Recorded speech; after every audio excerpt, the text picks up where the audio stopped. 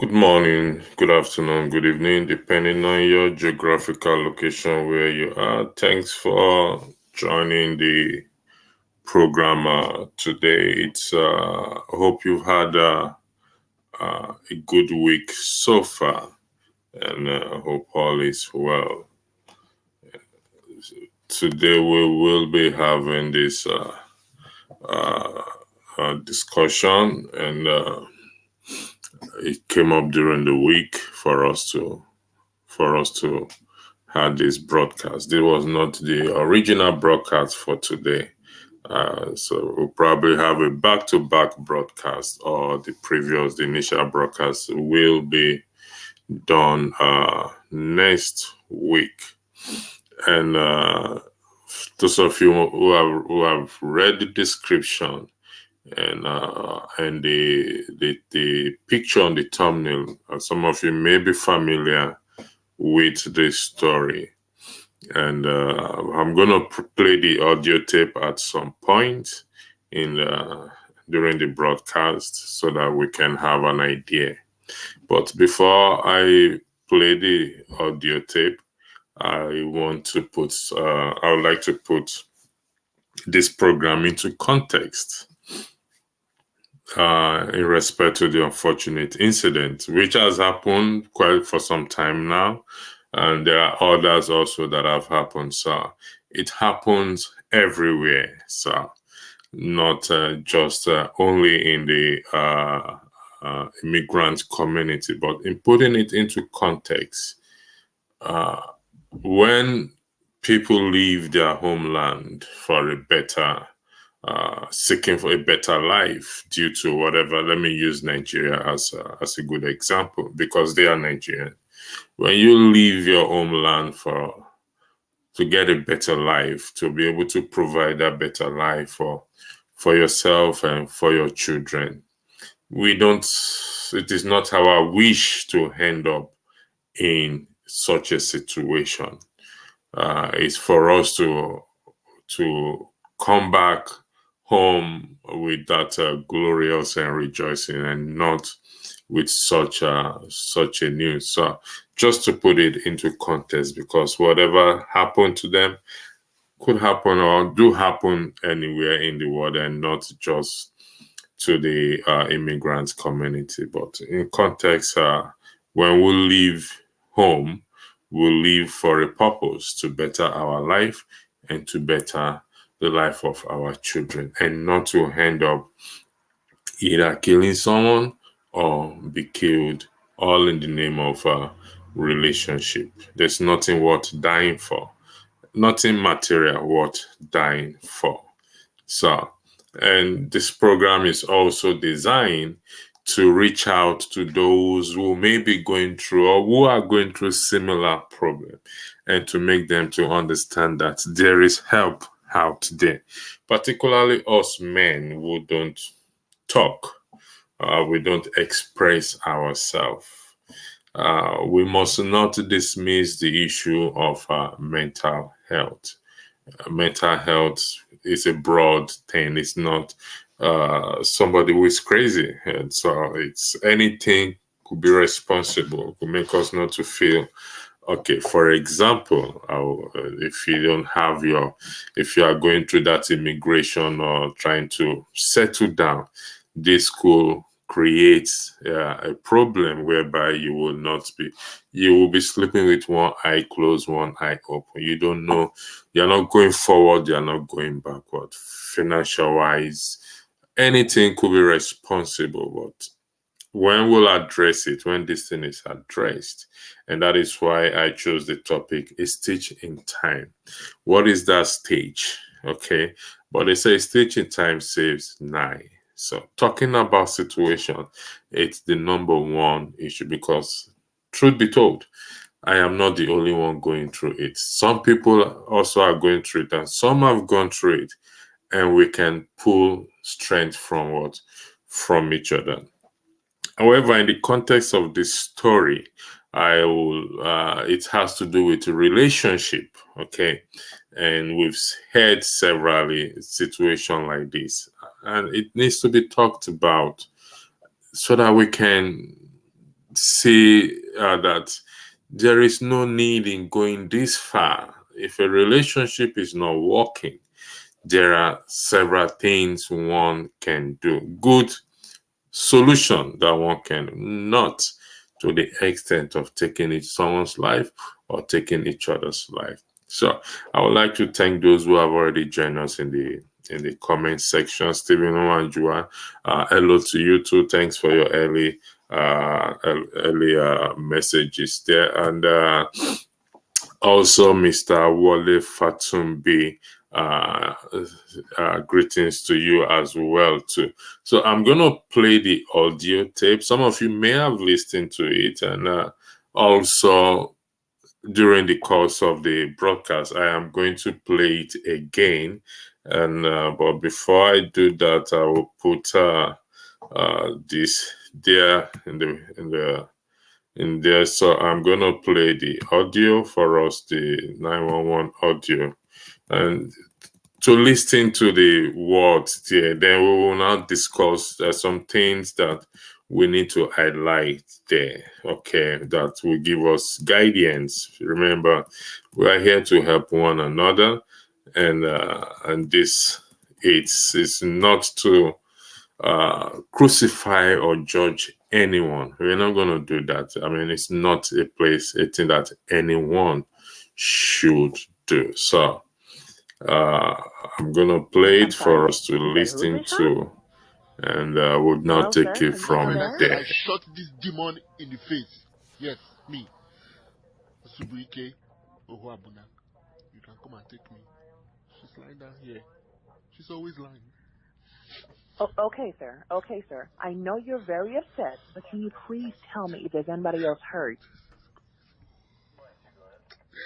Hello, sir? Sir, are you there? I'm finished. Shabaka, you have finished me. Hello, sir. Is somebody else hurt? Or you hurt yourself? Hello? No, sir? no. Okay, sir. Thank you for that. Now, can you please give me the address to that location? Can you please confirm the address?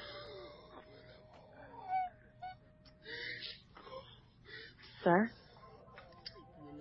I have nothing to say to you. Chukuna, Zubike. So this is how it ends for you. What, Jojo? Okay, sir. Emergency personnel are on their way as we speak. I need you to put down the gun so we can talk. What? No, I can't do that. I need it. I can't do that. I understand that, sir, but for right now and for the safety of the... I will shoot myself before your people near me. Eh? You think I'm playing? Eh? Sir, I know. I don't want you to do that. Telling me that my mother cannot come and live with me. You cannot come and live with us in Dallas. Eh? Who the hell are you? Eh? You're enough, so you are gonna be. Eh? Sir, are you there? Are you there? So you can build house in your father's village. You can build house in your father's village. Eh? Okay, but I cannot send you okay. money. Eh? Me?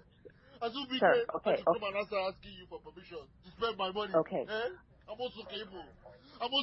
Marine spirit Kibu. That's what you sir, are. Please. You're a bitch. You're a bitch. Eh? You kicked me out of my own house. Sir, please calm down. Sir, please calm down. You want to be the man of the house, Abi? Impossible. Oh my God, request you. Oh my God, request you. Hello, sir. Are you there? Please speak to me. Sir, are there any children in the house? Sir, I would really like for you to...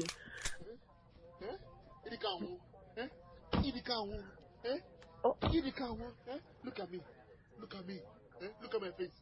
Look at my face. It is me that shot you. Eh? So you think you can mess me up and go for free?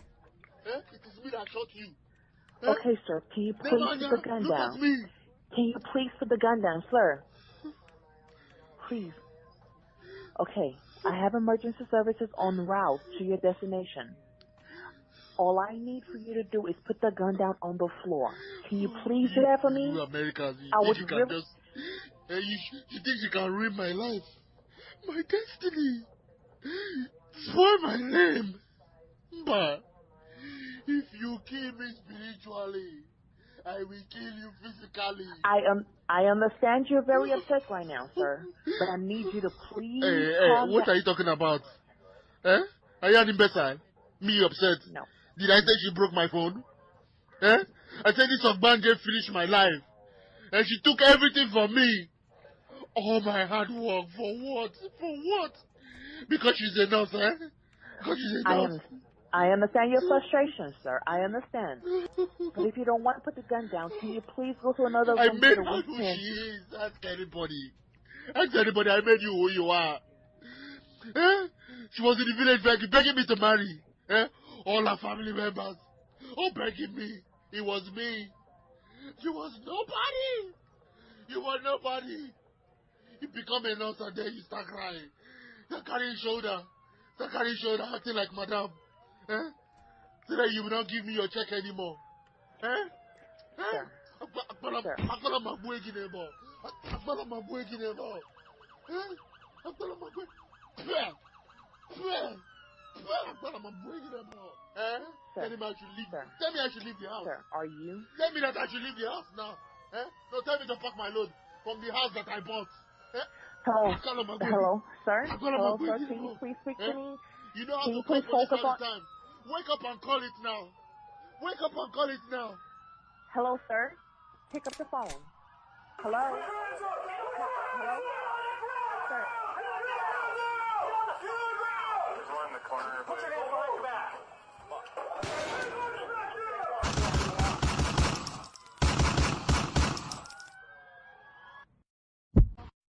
I'm sorry. You said who's been shot? Hello, sir. Are you still there?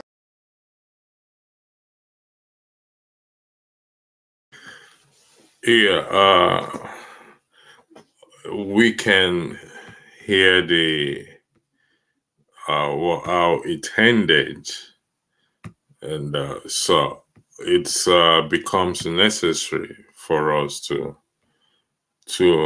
have this conversation and not brush it under the carpet, because it's not a place that we want to find ourselves. I'm going to repeat myself again, what I said earlier, in putting things into context. This is a pandemic going on in the immigrant community, but it happens everywhere. However, when we leave the shores of our country to seek for a better life, we don't want to find ourselves in this place. And there's help out there. And we also must not dismiss the issue of mental health. Because anything we can snap at any time, particularly to us men who don't like talking about situation. We have to talk. If we don't talk and we bottle these things up, it often will lead to such a situation. We have to look at issues of relationship. What is going on? How can we solve this problem? Nothing is worth dying for. Now both have gone. Only God knows the situation of their children. So we need to start talking about this thing right now. And if you want to join on the studio, you are welcome to join, because this is both studio to discuss this thing both in the studio and in the comment section. And but I will also be highlighting those comments there. So some of us are going through similar situation, and we don't want such things to repeat itself again. Let's be honest with ourselves in dealing with matters, because once you're gone or I'm gone, and that is it. Nothing will bring us the person back to life again. So sometimes it's no shame walking away from some situation. There's no shame in asking for help if one actually needs help. We will also be highlighting or discussing the issue of this entitlement mentality, something I picked up in the audio tape there, so that we also avoid that mentality of entitlement. It's a dangerous path also that no one should tread about it. Yes, it is a very sad situation, Wale Fatumbi. Very, very sad. And honestly, it's going to send the chill one spine. And for such a situation, when you listen to the audio, it's a very distressing audio. I mean, some people can't listen to it, and I can understand why some can't listen to it. So we need to thank you, Maddy Peace. Black people, you see what your people are going through in overseas. Yeah, it happens everywhere, but they need to know what actually people are going through and be able to understand that it's not easy. But we need to be also objective and draw a balanced truth in this discussion, so that we can be able to help one another. The purpose is for us to talk and help one another, and to direct people to where they can get help. There's help out there, whether we like it or not. But we need to take it. We need to take advantage of the help. Particularly, we are in a place where we can seek help in matters of mental health, financial struggle, family struggle, relationship wise. Also, we need to start to ask ourselves questions if relationships are not working again. And what do we do? Do we find a way around it? And sometimes taking a break from each other also could help. And we now see value each other and say, oh, know whether indeed I value you or not. So these are the things we're gonna look at. Like I said, if you want to join on the platform, you're welcome to join, because it's both designed for those on the platform and yes, Lord, will refer to me, Lord, have mercy of us. Maddy Peace, you said poor PUR ancestors is watching you all, but you people deny your ancestors in Europe. This has nothing to do with ancestors, please. What is our ancestors got to do with this now? It's not. Could you clarify what you mean that our ancestors is watching? We denied our ancestors. This is a tragic thing which we don't want to happen to anyone, because, like I said, some of us are going through it, and we need help. So broadcasting it or talking about it, I want to believe that it's going to help someone out there. That is making my own world a better place. So if every one of us make that decision to make our world a better place, then we will talk about this thing in a positive way. I will recognize the tragic incident, but we'll not have to talk about it in a positive manner to say, okay, listen, what is next? In relationship wise, if things are not working out, what do we do? I mean, but what we just listened to is not an option for any one of us. It's not a path any one of us should tread to. It's not something to come into our mind to take someone's life and ended our life being taken. So it shouldn't cross our mind.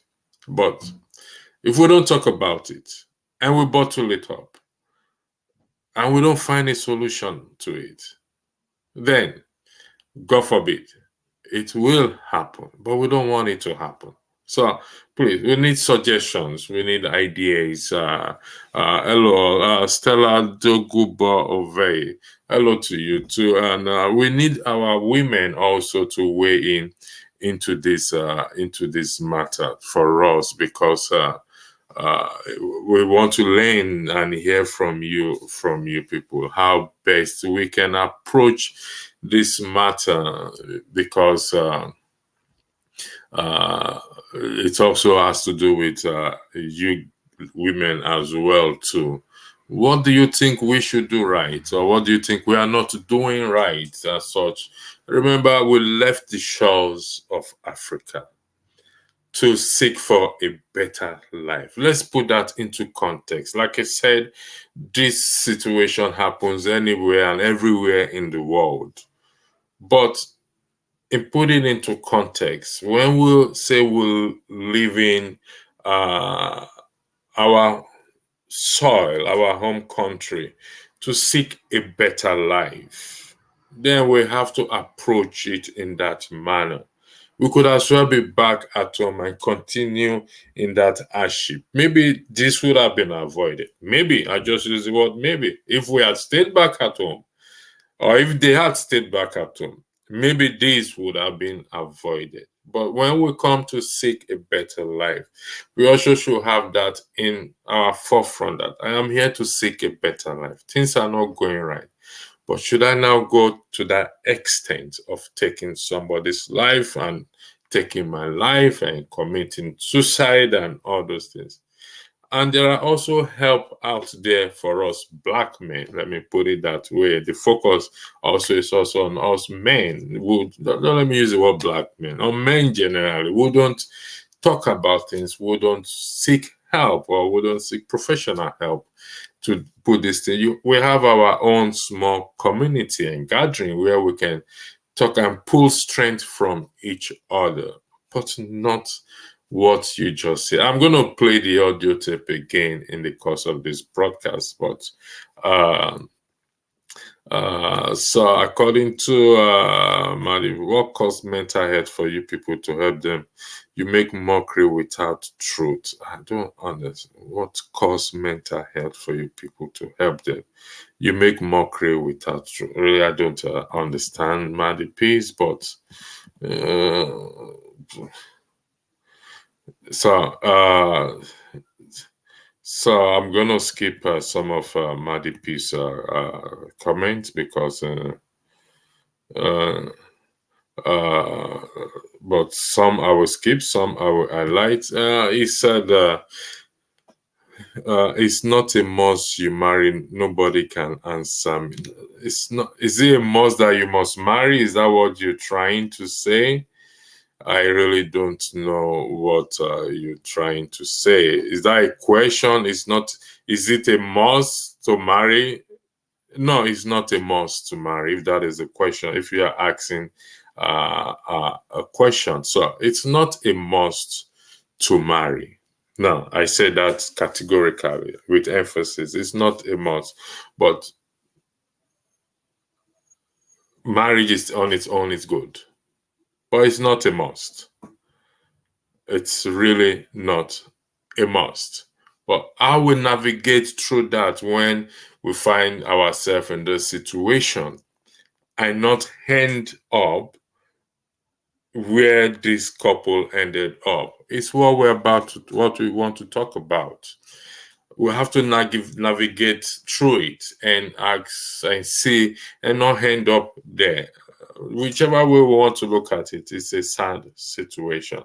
So it's not a must. I hope I've answered your question. If that is a question you are trying. I find that there are Igbo couples and they are fighting because of their finances. I'm not happy of their situation. Yeah, finances and other things. I believe you listen to it. There are other things also. Wanting to bring somebody in to stay. In my opinion, if somebody is not allowing me to bring somebody to come and stay, either I just put a stop to it and say, you know what, this thing is causing issues, or get a place for the person outside. So most things are avoidable, and it's not a matter of do or die. This is what we need to talk about.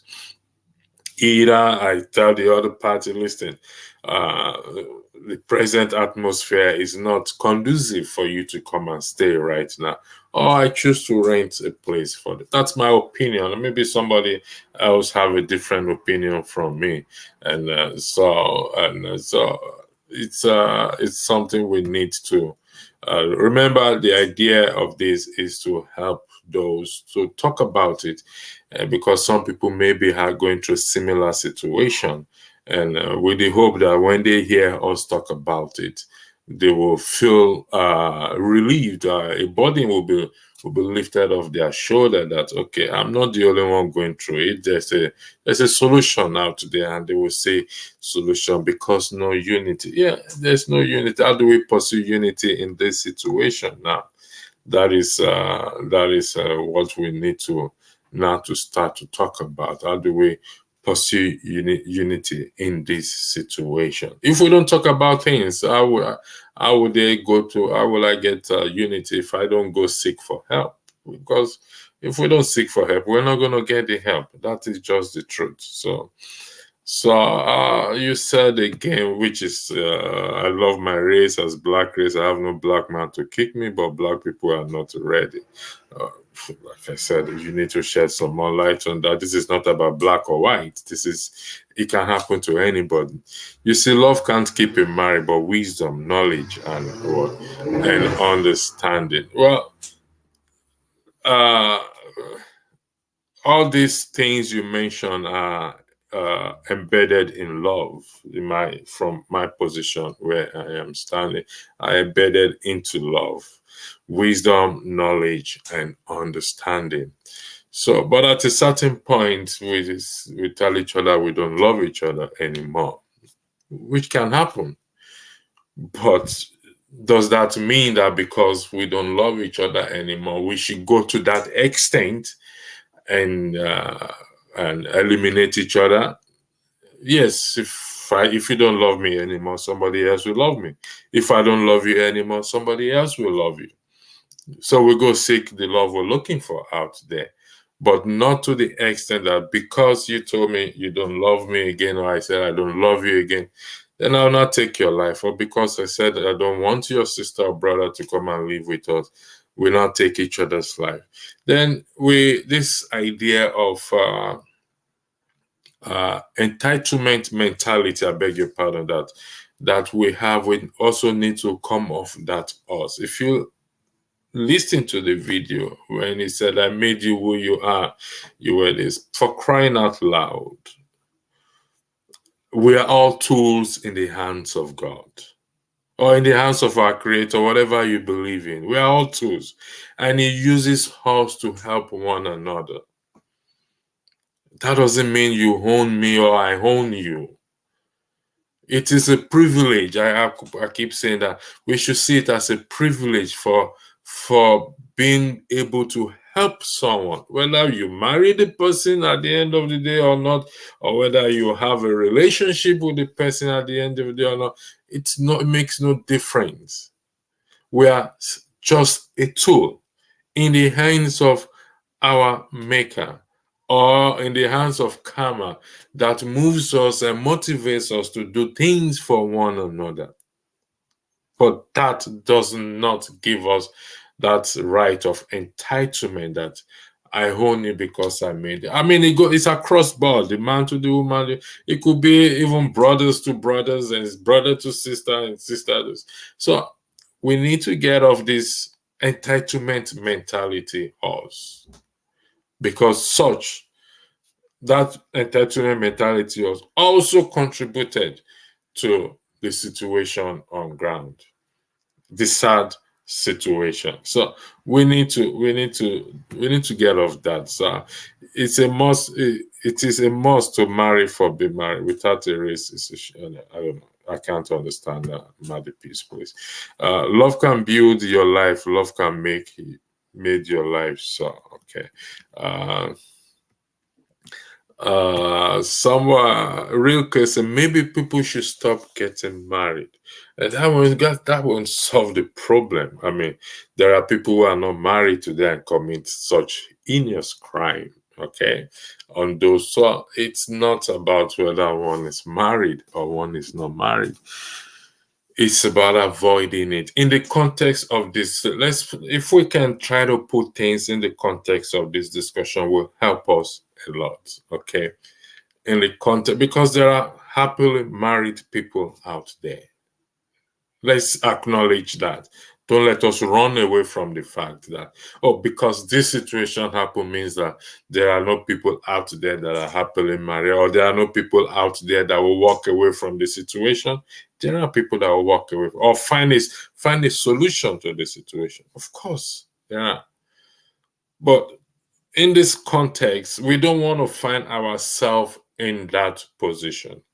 And some of us are going through it and asking, how can I get out of this situation? What can I do to help this situation? And I did say there's no shame in walking away from something. No shame. There's no shame in asking for help. No shame at all. It doesn't make you less who you are. It won't take anything from you, but rather it will make you a better person at the end of the day. So people say maybe people should not get married. I know you put a question mark at the end of it. No, people, it's a personal choice, but it ain't going to stop anything, married or not. But in the context of this discussion, if it's not working, we seek help. Sometimes take a break from each other. Then maybe you value each other the more, because if you are not there or she's not there, then maybe they will not say, oh no, maybe I've been judging this person wrong. You'll not be able to take a look at yourself and say, you know what, let me see how I can turn this thing around. So, like I said, we are not here to judge or to condemn anybody, to see how we can help make our own world a better place by giving and helping hand in advice, in suggestion, in opinion. So that is where love can break your life which is kind of ugly. Malipi said it was a question.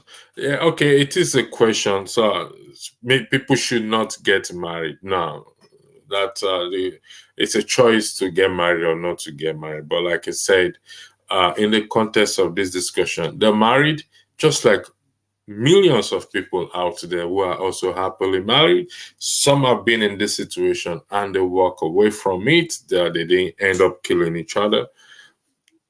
Some seek for help. Talked about it. So nothing is off the table. Don't let us take anything off the table. Yes, we talk a lot about politics, but this is part of life. It is our life. Politics or not, this is who we are. This is our life. So we're going to talk about it. So I hope I answered your question. If I don't, maybe somebody else in the comment section will be able to help to shed more light on answer your question. Okay, make it preset by preset. I'm used to I see this your word preset by preset. Here, there. So when you say preset by preset, could you please give me guidance on what you mean by that? I know what preset by. So where do we start from? I started by putting things in context. So are you suggesting, please could you clarify for me that, okay, we should start from when people are dating or how they met and before they got married, or they got married because they want to go to abroad and all those things. So if you can throw more light on it, then I'll take it precept by precept. Remember, I don't know it all. You guys are giving me guidance. If you don't know, that's why I appreciate you in the comment section. I'm following your guidance in navigating this discussion. So thank you very much. I really appreciate that. Again, you said in Europe, forget married, Babylon system. No, that's no, I don't think that is a fair comment to make, that in Europe we should forget. Marriage is universal, whether in Europe or, because this situation also, for your information, it has happened in Nigeria before, of a man who killed his wife or whatever it is. It's happened in many other countries as well, to married couples. So it's not about Europe. No. Like I said, It's condemnable in all aspects. But when we leave the shores of Africa and we say, I'm leaving Africa for a better life, or anywhere you are, you're leaving that place for what? For a better life. Such should not be part of it. That is the focus here. It can happen anywhere. It can happen to anybody. I could just remain back at home if I really want to. Then let me remain back at home. Then, so if we can put this at the back of our mind that I left for a purpose, the focus, and let me stay there. And these are challenges and stumbling blocks we're going to meet along the way. It's not easy in Europe, in the West. Agreed. You can see even those who try to cross the Sahara Desert or the sea or whatever. You see what happened to them. Millions, thousands have died out in the sea there just for this better life. So these things are avoidable. They're preventable and they're avoidable. So may we not find ourselves there or know anyone who is it? Ike Ogema, is this an adult conversation? Why so rudimentary? It is an adult conversation. And why so? I don't understand the rudimentary you're actually trying to. So, could you clarify what you meant by rudimentary there? I don't know if you heard the audio that was played. So, there's nothing rudimentary in what we are talking about, but maybe you can give us guidance or you can shed more light on what you I know it's a question, but please kindly shed more light on what on your question, please. Thank you very much for that. So Ike Ogema, I have your name down so that when I come across you again, I want to believe that you're going to shed more light on your question, please. I love this topic, honestly. I hope people will listen with open mind. Yes, we have to keep an open mind and approach this discussion with an open mind. And I pray that we don't hear such stories again. And I pray that going through this situation, we will understand that there is help out there for us to avail of. It's very, very important that to know that there is help out there. We can pull strength from each other. We should have this conversation. This won't be the last. I take it upon myself to make sure that this conversation won't be the last. We had a broadcast some few months ago about love, marriage, sex, relationship, etc.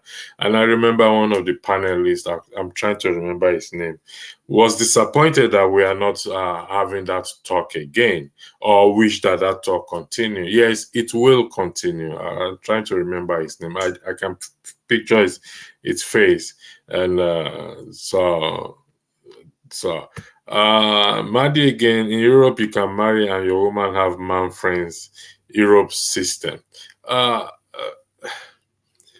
One thing I want us to understand is, I say, before you met your wife in the context or your girlfriend, she has friends, both male and female friends, and she cannot just discard them just because she's with you. Yes, it may reduce the interaction but they are still friends. They were there before you came into the picture. So it's up to her now to know how to manage it, or you to help her to know how to manage it, because you want her to focus on you guys to focus on each other. But she has friends before she knows you, and you have to recognize these as well too. So you have to recognize this. It's not an Europe thing. It's everywhere in the world. Before you know me, I have friends. So I just have to learn how to regulate my friends and give that priority to my partner, not just to discard them and cut them off completely. It doesn't work like that, because some of them have been a support system. They've lived their life together and they're friends, except we are not coming clean at each other to say, oh, it's beyond friendship, or there's something underneath it. But if they are just friends in the true sense of friendship or friends, then it will not be wise to just, because she's with you, now discard everyone, or you ask her to discard every one of them. Let's be fair to one another, okay? Thanks, Ike. It says a rhetorical question. All right, thank you for that, sir. Lefranc, largely we need to understand the environment we find ourselves. The system here operates differently, but this really is extreme. Yes, I can agree with you. It's an extreme situation that happened there. Yes, they operate a different system. Thank you, Lefranc, for this comment. They operate a different system here. Well, let me in going through, when I asked myself, how am I going to start this program? Okay, we operate the same similar system back in Africa, in the sense that the man has a superior power, or don't let me use the word superior power. It's easier for us to tell the woman, we're not doing it again, move out of the house, this and that. They say what is good for the goose is also good for the gander, if I am correct. So now they find themselves in a place where they now have that power to exercise. They exercise that power too. So we need to draw a balance. That is what I keep saying. We need to draw a balance, because nobody wants to be told, leave my house. Either the man or the woman. Leave the house. Whether the house is yours or not.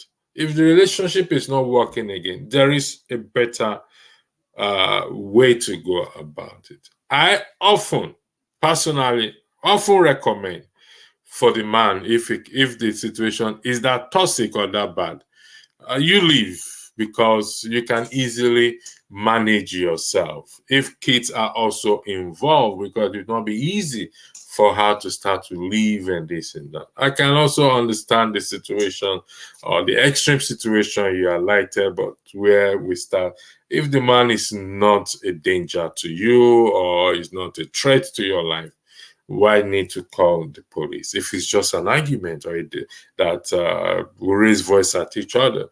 So, like I said, we need to draw a balance. This is a system that happened. But in the case of Africa, we have another part of the system that is very helpful, which is a community and a family system, whereby sometimes family gets involved to help to save the marriage. It's also a good system. I mean, not the extreme aspect where the man is abusive and this and that, but no, in the case that they are really having situations, and sometimes family stepped in and said, listen, guys, you guys can't continue like this. We have to find a solution to this problem. So it needs to be balanced. We need to draw a balance. I believe in a balanced truth in whatever we are talking about. But let's have it at the back of our mind that the objective is to put out a word there to our fellow that, listen, there's help out there. You don't have to bottle this thing up. We don't want to find ourselves in this position tomorrow. It could be you, it could be me, it could be anybody. So if we put words out there and make our own world a better place, then if by this broadcast, I don't know, we're able to save a life, trust me, we've done something. Save a relationship, we've done something great. We've made our world a better place. At Lefranc, yes, you agree, definitely that is too extreme. So it is very extreme. Stella, they both don't know the essence of life. It's a pity. Well, it's unfortunate. I hope we all get to know what is the essence of life. It's a pity they've gone. They've gone. The material things are nowhere again. That's why I stated earlier. Anything material is not worth dying for. it doesn't worth it. Because once you're gone, you're gone. In my play, they say, who don't die, go. Once you're gone, you're gone. So, what is the point? Because these material things, you can get them back again. Let's imagine you walk away, or either of them had walked away. They will still maintain their job. Their salary will still come, whereby they can buy another car, another house, and everything. Walk away from the situation, even if it's temporal, for both of them to calm down, and maybe they will not value each other. But because once there's life, they said, there is what? There is hope. So I seek help.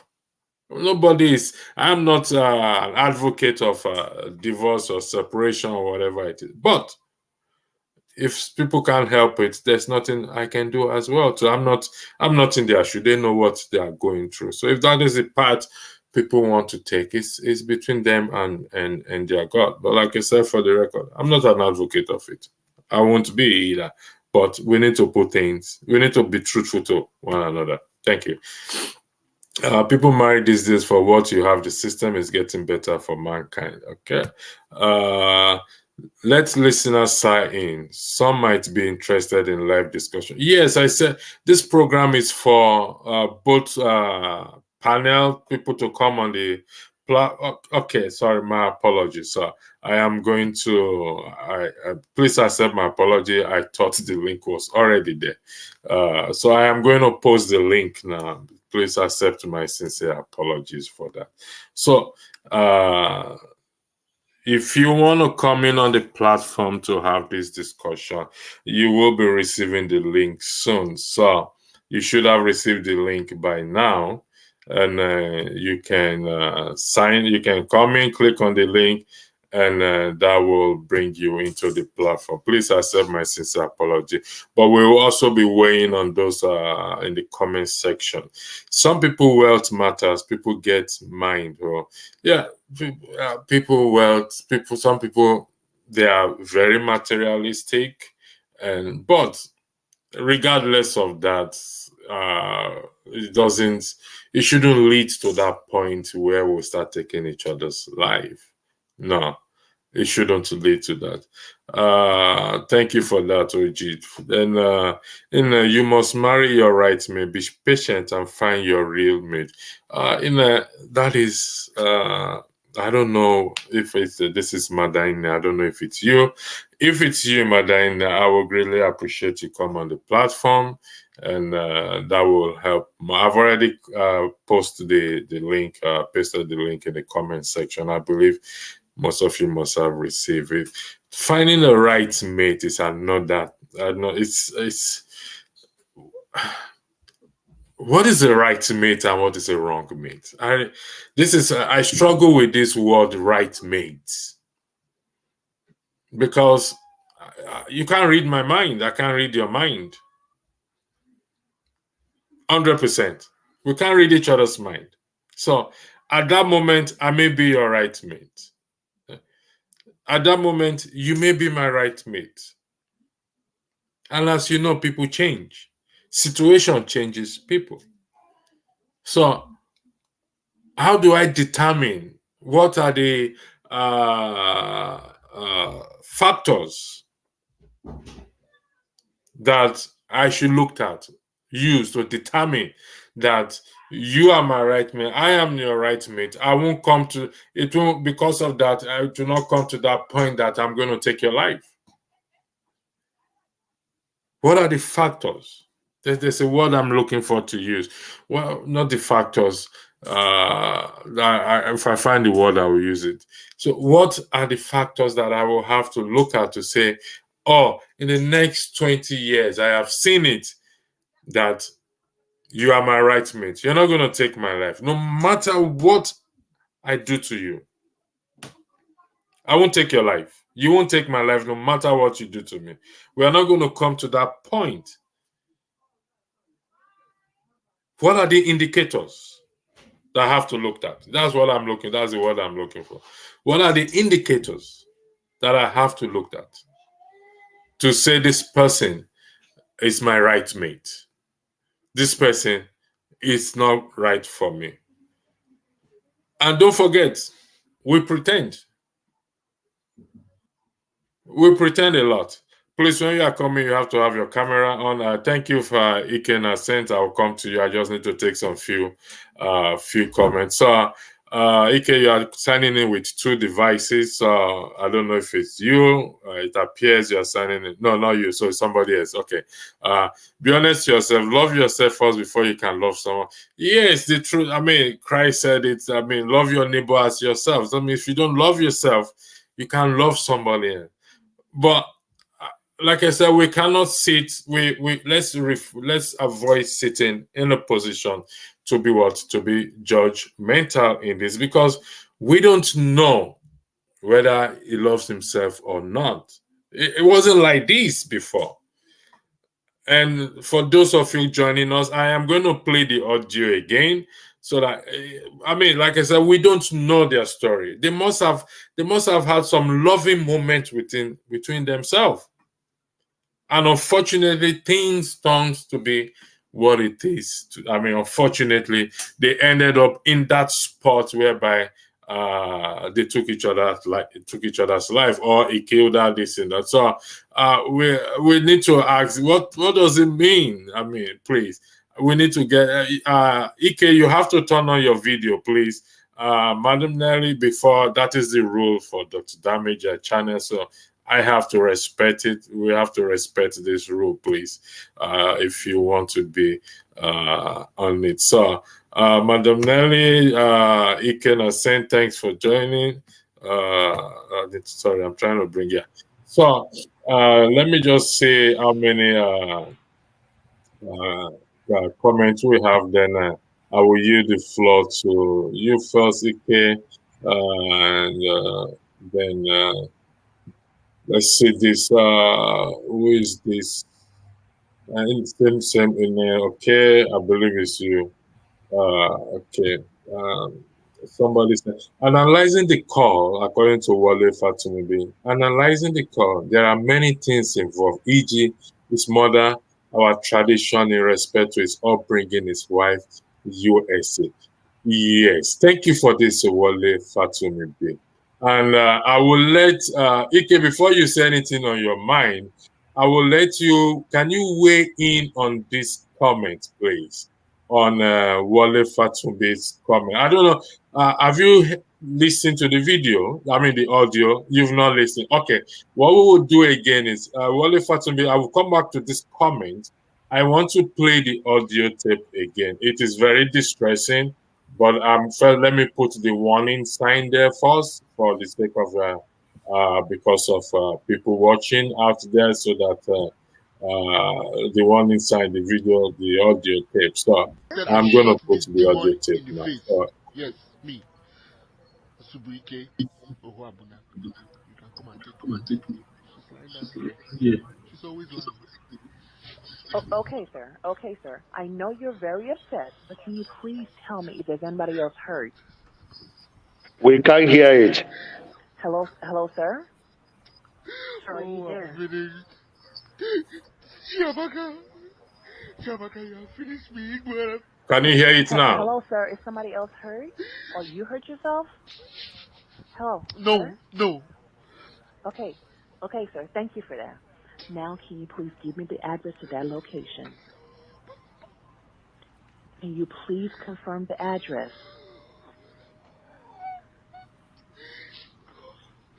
Sir? I have nothing to say to you. Chukuna, Zubike. So this is how it ends for you. What, Jojo? Okay, sir. Emergency personnel are on their way as we speak. I need you to put down the gun so we can talk. What? No, I can't do that. I need it. I can't do that. I understand that, sir, but for right now and for the safety of the... I will shoot myself before your people near me. Eh? You think I'm playing? Eh? Sir, I know. I don't want you to do that. Telling me that my mother cannot come and live with me. You cannot come and live with us in Dallas. Eh? Who the hell are you? Eh? You're enough, so you are gonna be. Eh? Sir, are you? Are you there? Oh God. Are you there? So you can build house in your father's village. You can build house in your father's village. Okay, But I okay, cannot send sir. you cane and Okay, money.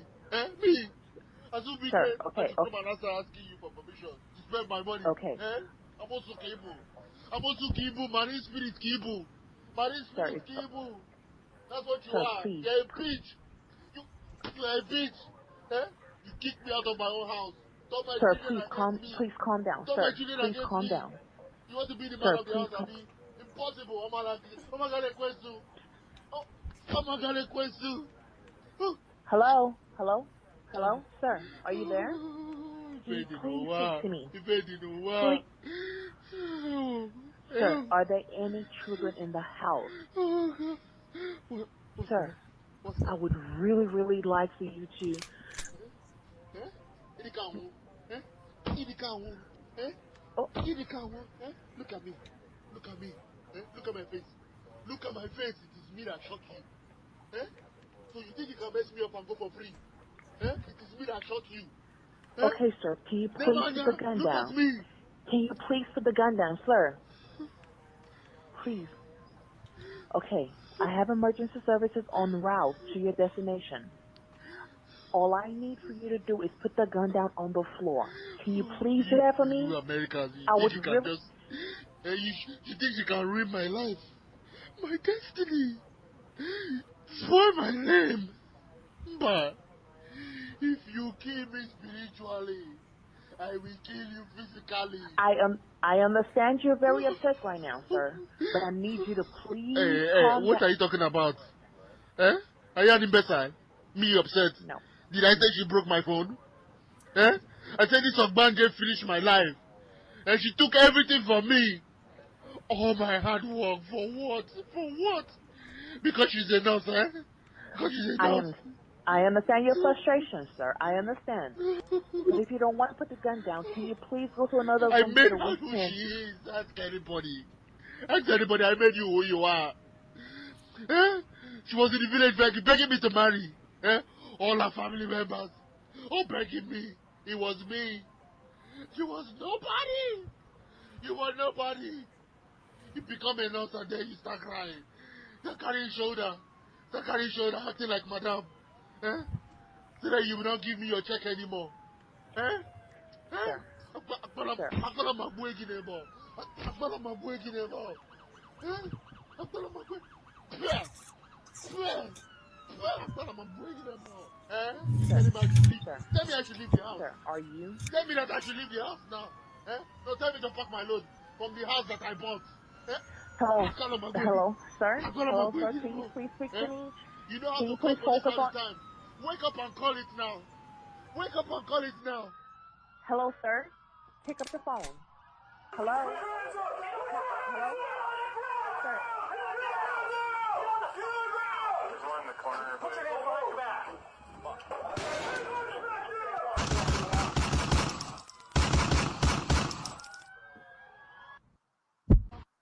I'm sorry.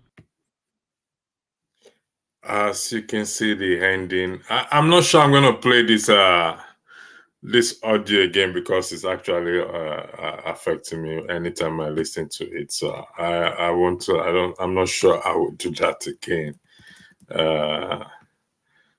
So I will go back to the question, the comment that was asked by for you to weigh in on first because it's a very important. I'm trying to look for it. Just give me one moment, please. That's not the original question. Let me see if I can find it. Uh, I'm gonna find the question. Just give me 1 second, please. There are a lot of comments that have come into it, so I hope I find it quick. Sorry about this. My apologies, please. I just need to take the comments that was made by. Come on, where are the? A lot of comments have come in after then, so it's kind of gone. Break too much ugly, analyzing the. Yeah, I found it. So here is Wale Fatumi said, analyzing the call, there are many things involved, e.g., his mother, our tradition in respect to his upbringing, his wife, USA. Should that lead someone to the point of taking another person's life, and we ended up killing one another? So I love Nigeria. You have to have your camera on for me to bring you, allowing you back into the platform. So Ike, I beg your pardon. So could you please?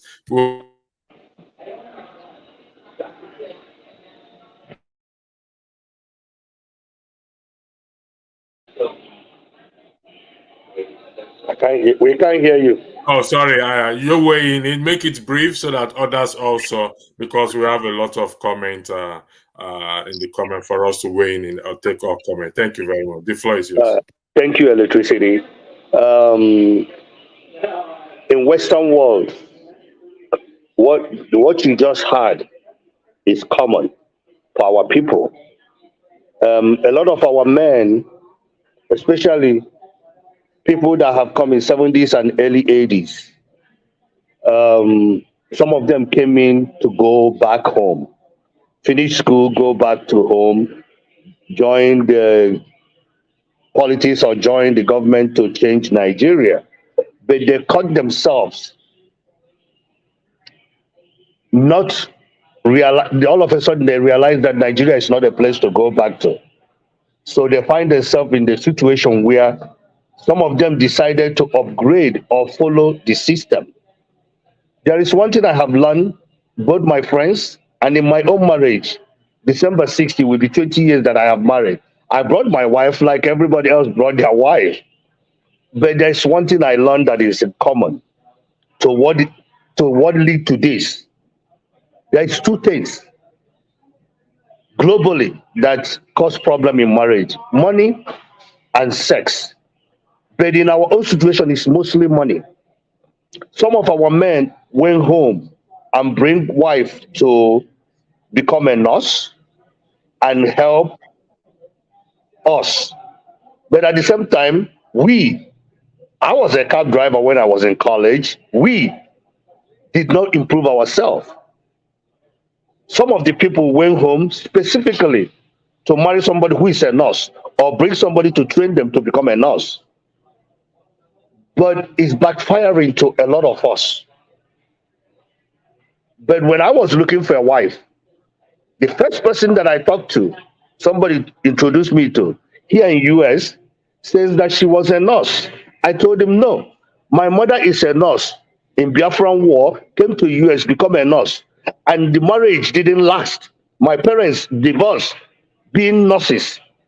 My dad even wanted to kill my mother the same way this thing happened. So why do I say that? Why do I use that as an example? Probably the fundamental from that question, the guy says our culture, our tradition, then America. In America, you define the rule of the game before you even start the game. Okay. What is defining the rule? Okay. Ike, sorry for interjecting you. Yeah, whether one is a nurse or not a nurse, or whether one is an engineer or not an engineer, I don't think I don't think that is let's look at his part. He says tradition. Yes. Tradition. He says wife. He says USA. Our tradition doesn't say that women, traditionally, that women will provide in the family. But our mothers provided, help our fathers to raise us. But in the American system, some of our women, when they come, they forget that tradition. In Igbo, where I come from, a woman cannot go to his father's land and build a home. I'm not supporting what the guy said, though. I'm going by the tradition, the word tradition. I am going to listen. Let's move away from. We're talking about life now, the sanctity of life. We're talking about, regardless of what tradition, whatever. I think the guy made a mistake. Yeah. So Anybody that took the life of mother of their another person. children is a very big mistake, because some of the people that lived to, like in Texas, some of the people that live to go to court and get convicted, they have tarnished their life. You think Thank that you for that woman made your life a living hell? When you kill her and you live to tell that story, your life will be worse than where it was before. thank you I very don't much. think any man have a right, or any woman have a right to take anybody's life. I think it doesn't matter. You could have walked away. You could have walked away. When Thank you for someone that. give you opportunity to walk away, that's my point. Madam Nelly, the floor is yours, please. Hello, Madam Nelly, are you there? Can you go to somebody else while I think? Okay. Who came in next? I love Nigeria. I think you are next, please. On what is being highlighted, please. Can you make it brief, please? Thank you very much. We're not hearing you. I love Nigeria. We're not hearing you, please. Okay. I think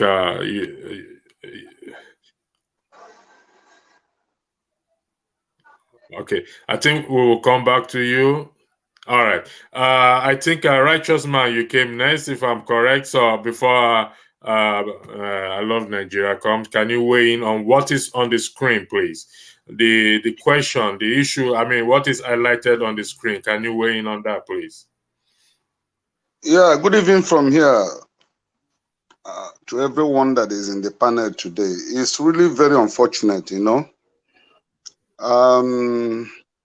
I've watched that. I've watched it. I think it should be 2 years ago. I watched it, and that very day, I was really, really emotionally down. You know,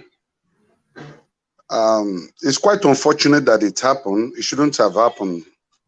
I think the guy had no counsel. Nobody was giving him a counsel. You know, the best thing is to walk away from such marriage. You know, it's not a must. Traditionally, religiously, you just walk away. Damn the consequences. As long as you're alive, you still make it. You know, it's very unfortunate that both of them, I think, lost their lives. It's very unfortunate. Thank you very much for that. I appreciate it. I love Nigeria. I think you are back. So the floor is yours to weigh in on the comments, please. Okay, we still cannot hear you. I think that's we still cannot hear you. All right. If you can fix it and come back, I will the floor. Mr. Wale, you're there. The floor is yours. Can you make it brief, please? Thank you very much. Yeah, like first and foremost, RIP. To be honest, I used to think I follow all the issues on the internet concerning our people, but I must have missed that one. My mood is very, very sad now, I'm telling you. And this happened about how many years ago? Um, I want to touch on the first thing I commented on, which is the mother issue.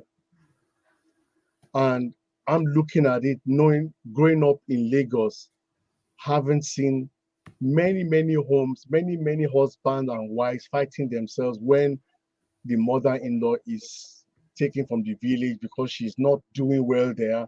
She has different issues that she's confronted with. And the son wants to give mommy a better life, you know?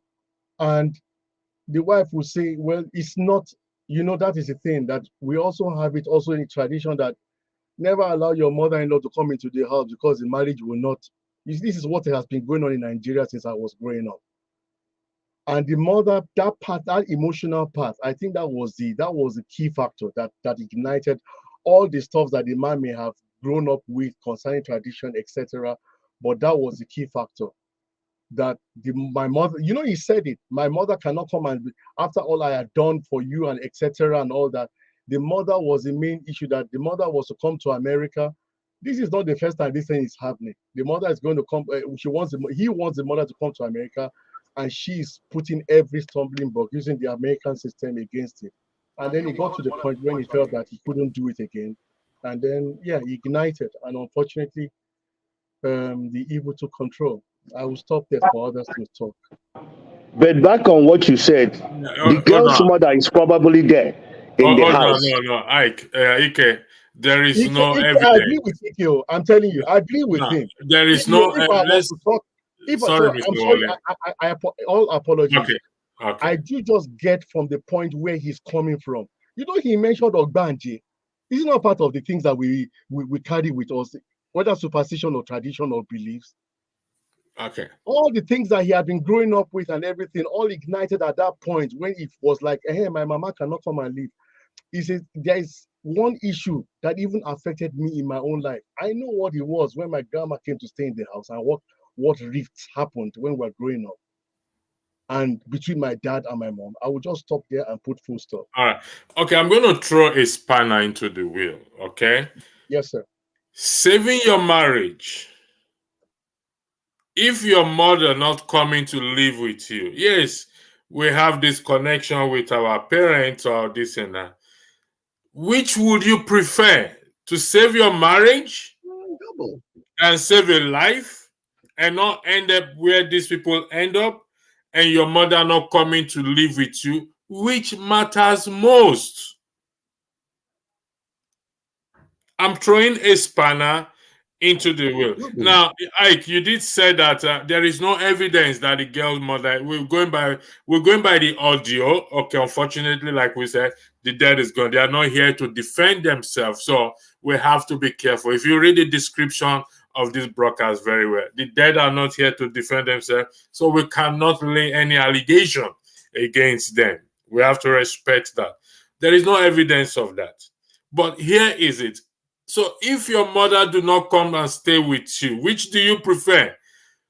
For your marriage to stay together and not end up where they ended up, and your mother staying where she is? Because we have to look at the situation. If that, like if we go by what say, maybe it's the mother that triggers the issue of the mother that triggers is or the last straw that breaks the camel back. So if my mother not coming to stay with me and my marriage is saved, which part should I choose and need? Madam Nelly, if you are ready to speak, I will start with you, please.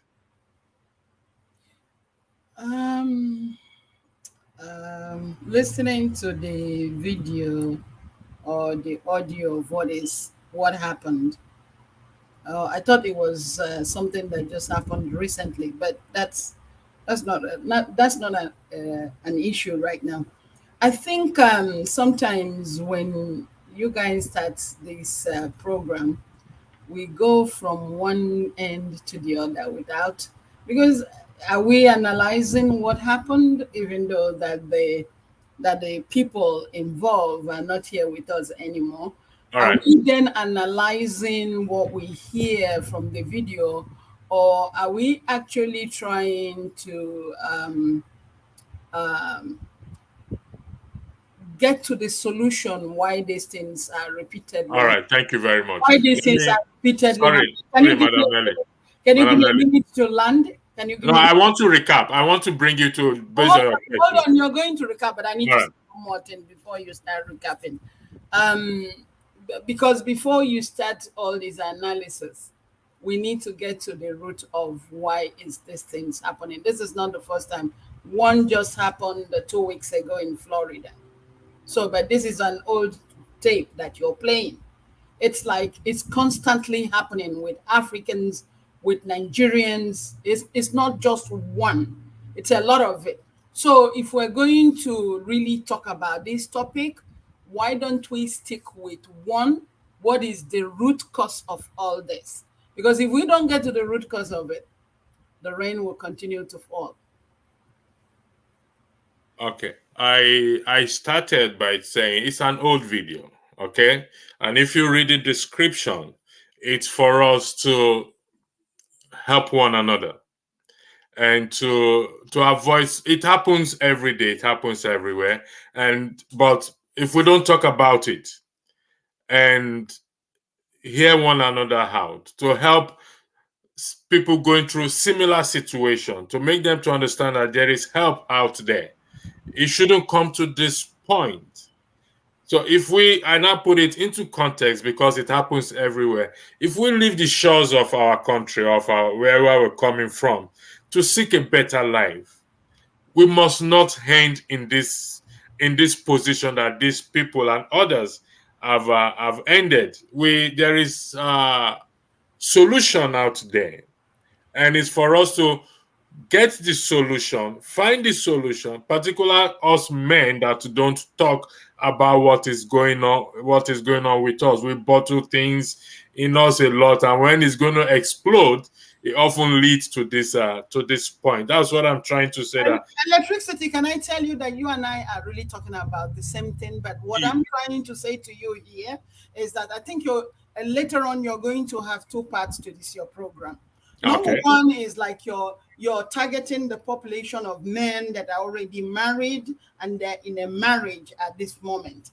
Then at the other end of it, you're going to be talking to the youths or people who are about to get married. And for me, what I'm going to say for whoever that is in it right now is that before we even set out to start a relationship and call it a marriage, who am I? Who am I?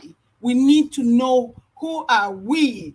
Do I really love myself? Because if I love myself, then I'll begin to think about loving somebody else. Many a times we don't love ourselves. And we shouldn't even bring somebody's mother into this equation. Because in Africa, we tend to feel, because what you're saying is that, should we not allow our mother to come and so that we can save our marriage? First of all, who made that person? It's a mother that gave birth to this person. Why shouldn't my mother come? And it doesn't matter if I will live in a house with somebody and between me and that individual we're quarreling. Should her mother come? Should his mother come? Then we're not even meant to be together in the first place. Before the marriage, didn't I see his mother?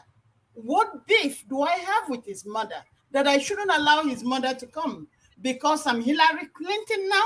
Because I have money? But before I even start that relationship with him, was the mother not in the picture? So that's what I'm saying. Can we really narrow what we are saying, focus on what we are saying, and really know? And in Igbo language, there is something that will say, where did we have the leakage in the first place? I don't think mothers should be excluded in a relationship. I don't think fathers should be excluded in a relationship. And if you feel that your mother is probably causing a problem in your marriage, you should be able to sit your mother down and speak to your mother. And if it's your wife, sit the person down and talk to them. We should be able to learn to have courage. But before all these things comes into play, who am I? Because if I don't know who I am, then going to start a relationship, it's going to end up in a doom. I shouldn't go out there and bring somebody and be relying on that person that I'm going to send them to school. Then they will help me pay my bills, or they will do something for me. This is what I'm trying to say. We all, as human beings, we all have a potential to be somebody. I came into this country with nothing. And I still survived. After being homeless for a while, I still survived. I still made it without getting anything from anybody, not even from the federal government. So if I can do it, everybody can do it. A man should not bring any woman here and send them to nursing school, because you, the man, whether you're driving a Uber or whatever, go to nursing school if that's what you want to do. Don't bring them to come and become your nurse.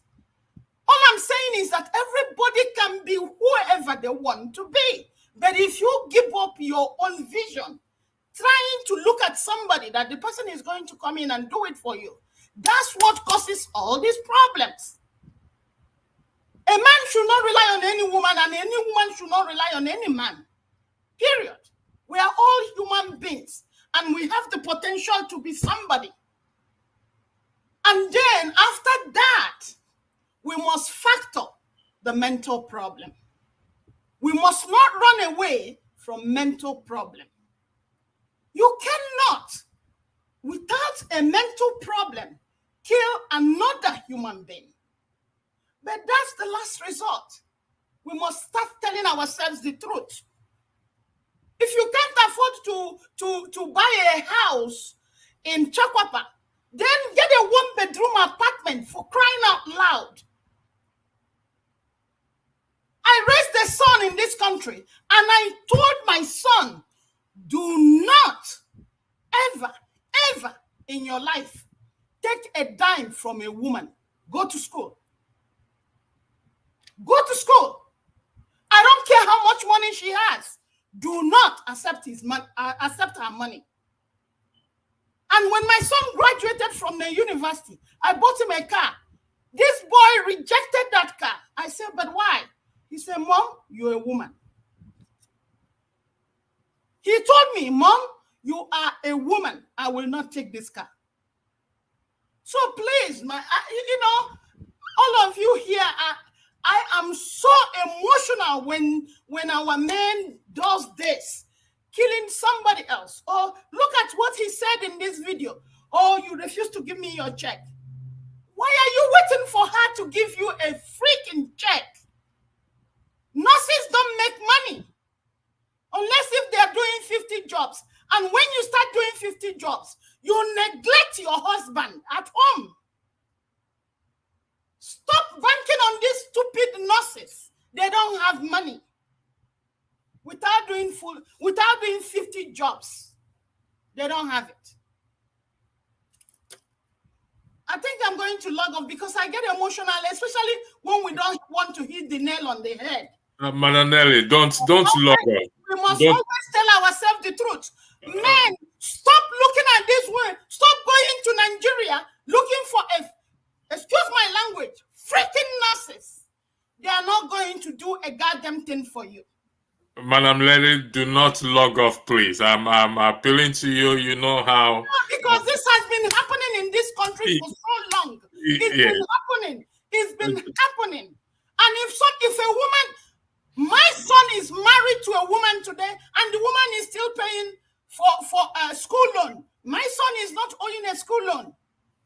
Because from childhood, his father left me here 2 months pregnant, and I was able to raise this boy all by myself.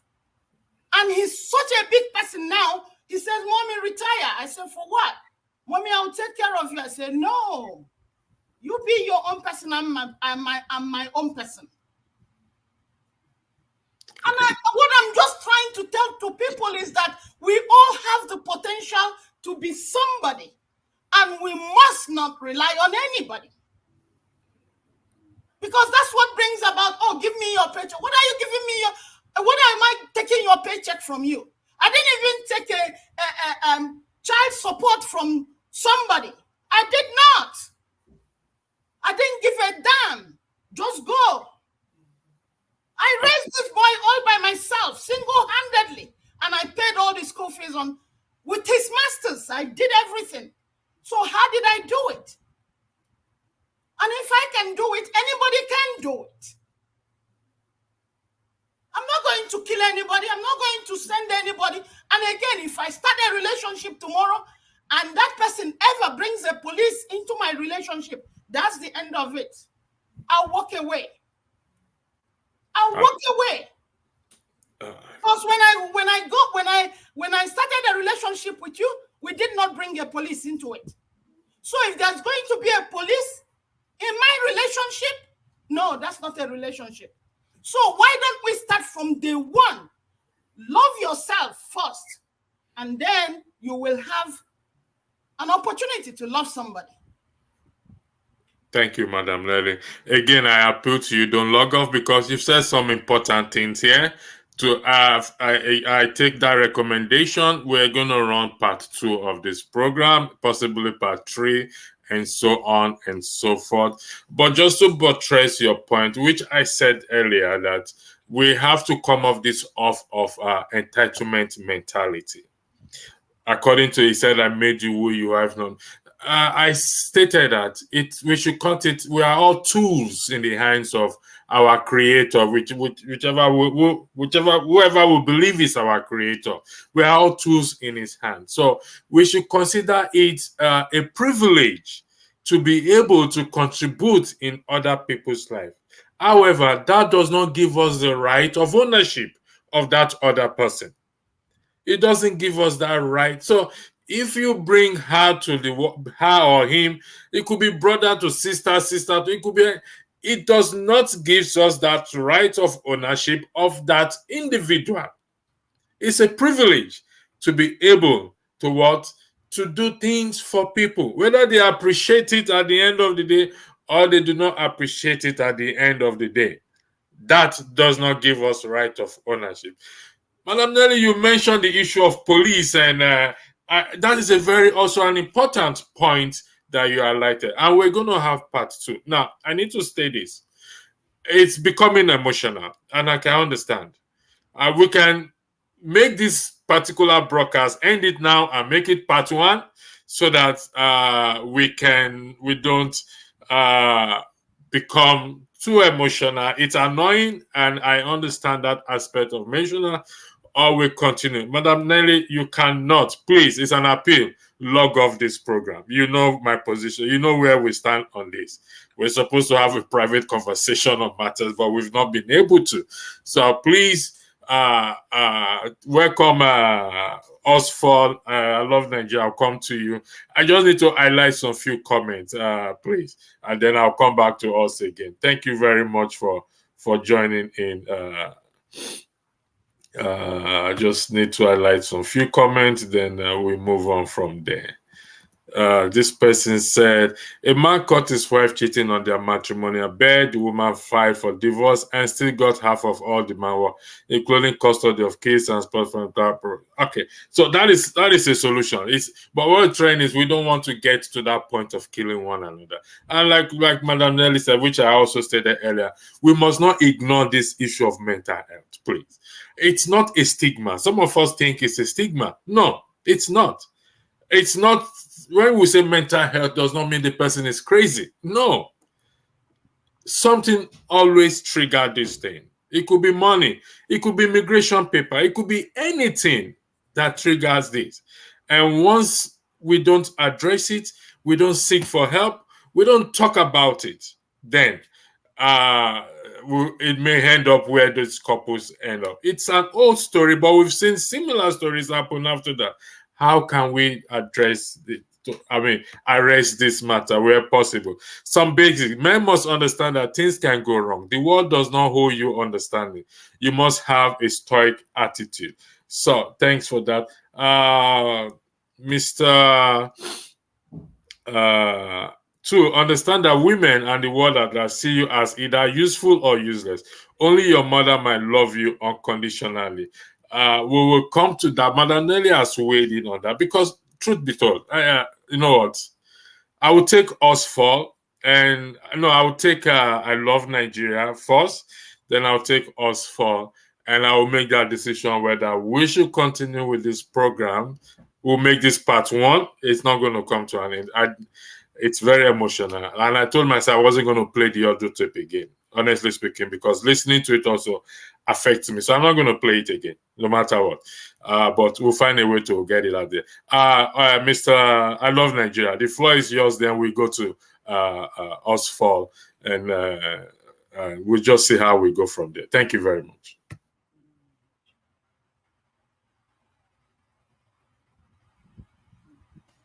I Love Nigeria. We're still not hearing you. I think there's something wrong with your system. So what I would advise is log out completely and log in back again, and give StreamYard the permission to access your audio and video. Maybe it should be okay. Thank you very much. Osford, the floor is yours, please. Okay, good evening all. Mr. Electricity, I remember. Can you hear me?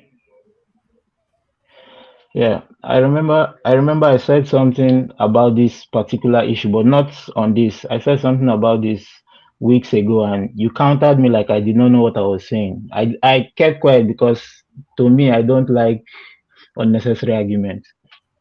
I said men have to remain masculine. Today's we have so many men that have given into their feminine side. What's happened is a very bad. It's tragic. But I bet you if that man was masculine enough, he would be stoic and know when to have walked away. It wouldn't have gotten to this point. But over the years, he decided to endure, keep quiet, endure. This is a pent up rage. It did not just happen overnight. We want to call it a mental, it's not a mental issue. It's pent up rage that he has kept over the years. But I would tell you that in the beginning, when he started seeing these signs, if he had called her out on what is happening, it would never have gotten to the point where he would have to kill his wife, which is a taboo, and kill himself. So I think we might want to shift blame and say the wife was this. No, I would say, guys, we have to take responsibility. By taking responsibility, you have to know when to say, no, this is not going to work. I said earlier, I said, oh, okay, that day I said, love is not enough. At some point, we need respect. If your wife or your spouse or your girlfriend, whatever, does something for the first time and you let it slide, she does it again, you let it slide, you're creating a pattern. She's seeing it, that I'll do it, I'll apologize, he will let it go. The guy might be letting it go and he's not saying anything, but deep within him, it is eating him. He's not saying anything because he's feminine. I love her now. But he's ignorant of the fact that she does not respect him. A woman or a man that respects you would not continuously do things that would offend you, because they know if they offend you, they will come back and tell you sorry and you let it go. So this is my 2 cents. What happened, it's not a good thing, but as guys, men that would marry women, we should know when to take charge and say, no, this is not going to fly. There are issues you don't even need to argue with your wife. Issues of your mom. There are certain issues you don't need to argue. Your wife should know that your mom is your mom. She is your wife. Tomorrow, your mom would not be there. She would remain your wife. So, I don't know. That's my 2 cents, actually. All right. Thank you for your 2 cents, Osfor. First, let me address Madam Manelli. This is a new broadcast and not a rerun. So we're going to make this. I'm going to change it to part 1 so that it will reflect part 1. It's I don't know, because if I don't know how to continue this thing, but I'm going to pick up if I can. If I cannot, then I wish Rudolph is here. I thought he was going to be here because we had, when he sent that video, I was at work. I called him. That was the first time me listening to it. I didn't even know this happened, to be honest, years back ago, until recently I find out. And I said, we need to talk about this. So it was agreed. We were supposed to do a different broadcast today. Mr. Wale was supposed to be on that broadcast that we're supposed to do today. But I felt, okay, this deserve more attention. But like Madam Nelly, I'll take that recommendation. In fact, not that recommendation, the advice. We're going to run this program again. And you have my number. If it's very possible for you and I to have a chat before we do a part 2 of this program, I will greatly. Electricity, I don't say things that I don't do. I called you several times on that number. I couldn't get through. Oh, okay. And I left my number. And again, I have to also say to you, I'm not sure, was I not dialing it proper?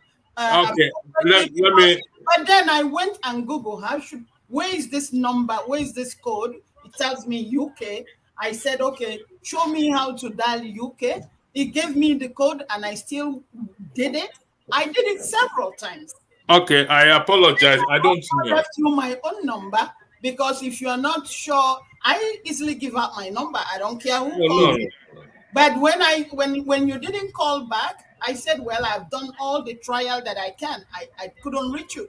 And the main reason why I wanted you to get in touch with me, I have so much that I can topics if you want to. There's so much topic, but this topic, if I start giving you the statistics, you will be amazed. I don't know why like I said, it just happened 2 weeks ago in Florida. All right. And in that family, it was a family of 5 kids. Family of 5 kids. It's a Yoruba guy. All right.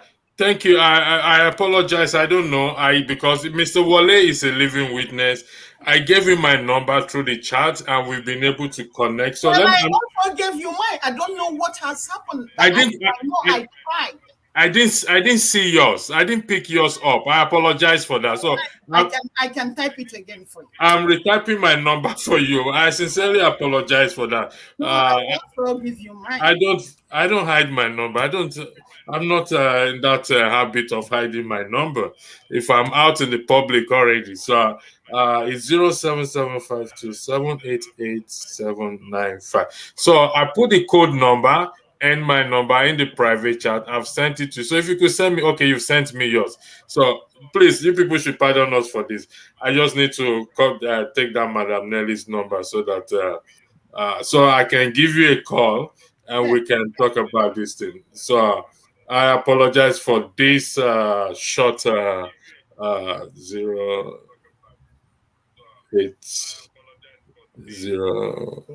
No, sorry, 908 908 1961. 686 961. Okay. 908 686 961. Okay. I have it. I just 1961. 1961. oh 19 you see now. Yeah. It's not easy getting 1961 draft. Okay, see, I got it wrong. 1960. All right. Thank you very much. My sincere apologies for that. So, like I said, Mr. Wale, we exchanged number and we've been communicating. You can testify to that. So, my apologies, Madam Nelly. I can assure you after this broadcast, I will give you I will certainly call you because there are a lot of things we need to talk about, not just solely politics. So, I will give each of us a few minutes to talk, and we will end this broadcast because it's emotional, but we're not running away from it. I'm not going to run away from it. Okay, we're going to end it. Then we'll have part two of it as well. So I'm going to put it part two. We'll have part two of it. So I'll start with you first, Mr. Wale. The floor is yours. I want to continue where my dear sister, please, I beg you, no leave us. Oh. I beg you, don't make us cry. Oh.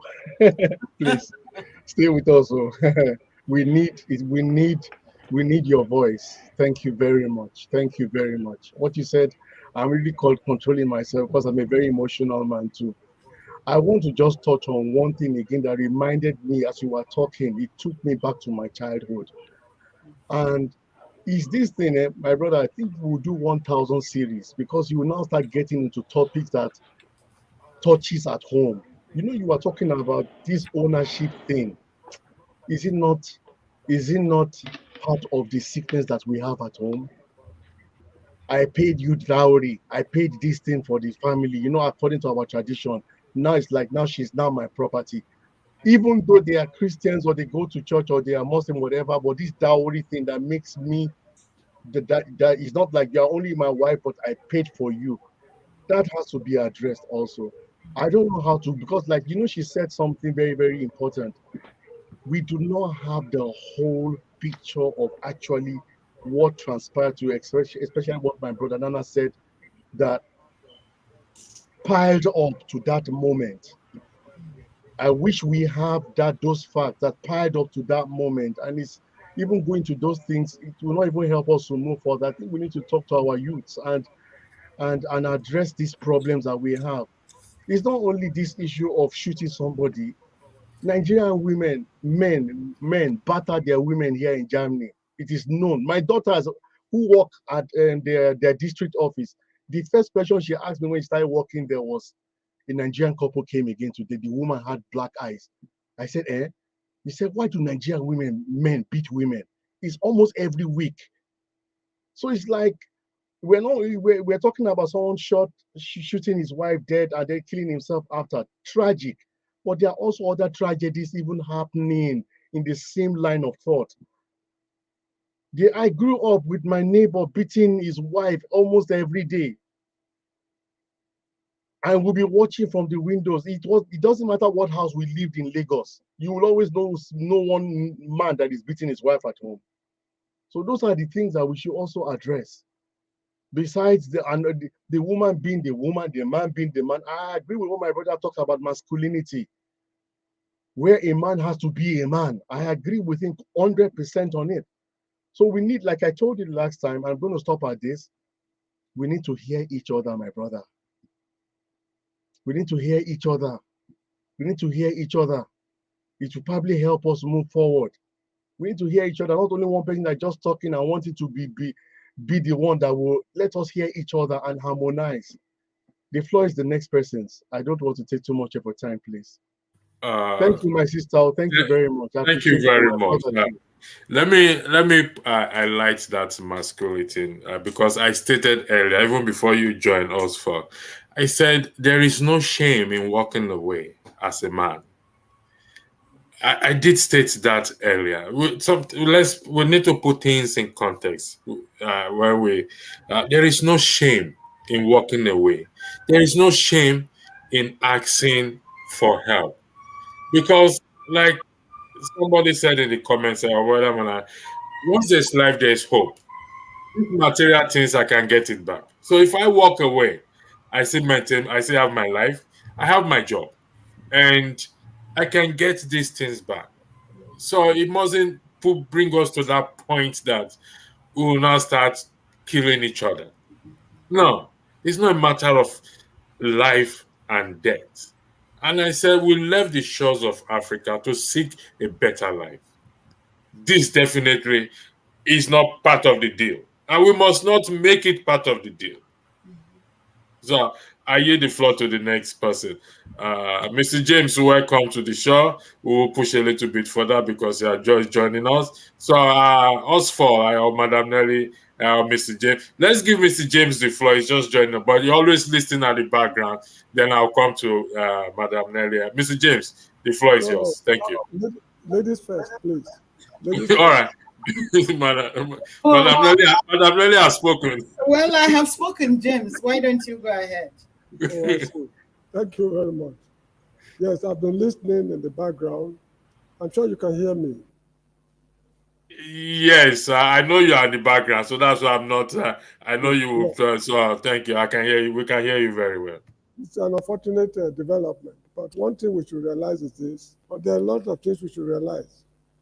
One, this incident is not peculiar to Nigerians or to Africans. It's a universal occurrence. I mean, it can happen in any society, but the frequency varies from society to society. That in some society, you can experience it more than others, but it can happen in any society. In the case of Nigeria, one thing we should really bear in mind is the way the society is organized. Sociologically, the way the country is organized has a lot to do with the character of the people and their resilience to, when it comes to, putting up with problems. Now, from this story we are hearing, I can see that it has something to do with wealth. Our society has become so materialistic that even the dead are respected more than the living.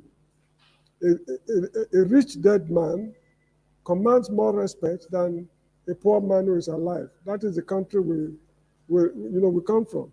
But again, as I've said, there's no way we can avoid this kind of things. When I was a little boy growing up in Nigeria, these things were not common. I did not hear of any case of this nature. Maybe we were not licensed to carry guns.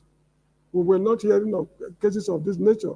But as society starts to metamorphose, we must realize that the way we used to live in the 60s, the 50s, cannot be the way we live now. Because as long as we are imbibing the white man's culture, And even those who went to the Asian war, when they come back with foreign culture. These cultures adulterate us, and we are now sociologically not Africans, and at the same time, we are not white men. We are neither here nor there. So this is one of the reasons why we are so confused. Now, it also depends on upbringing. I remember when I was living in the state of Israel some years ago, I met a certain guy from Nigeria. Our relationship was very, very cordial.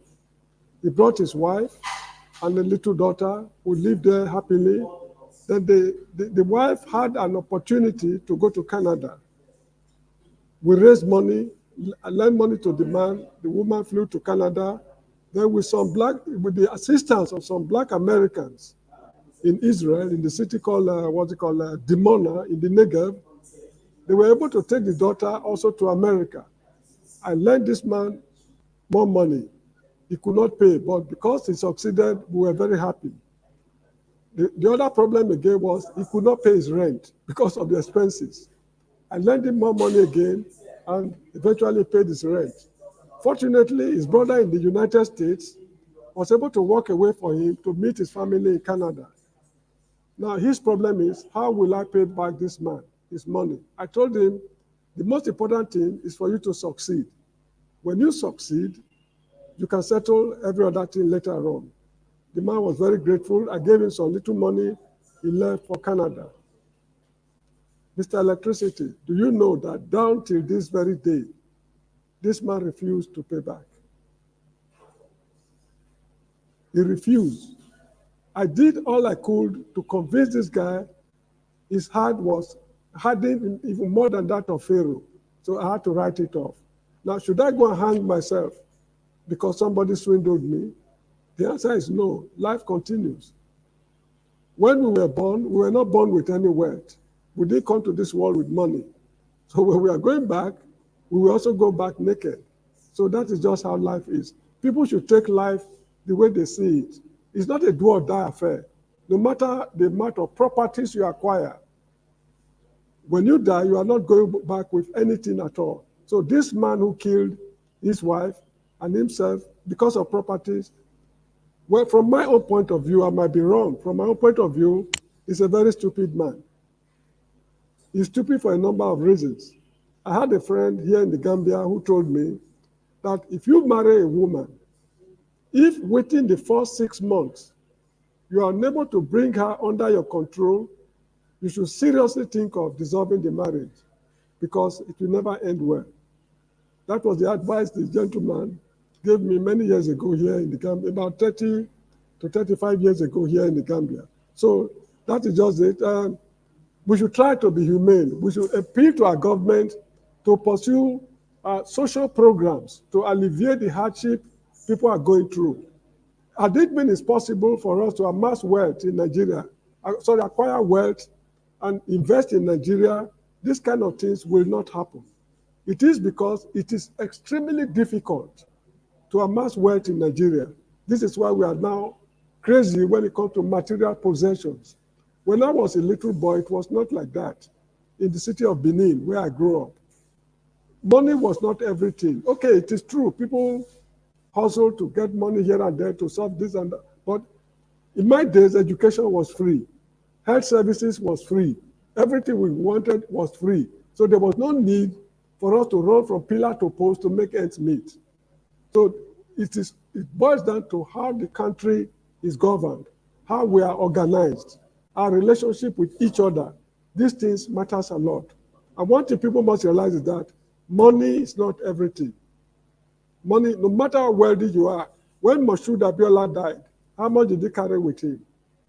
There was a man in the West, they call Henry Faje Miroku, one of the wealthiest men in West Africa those days.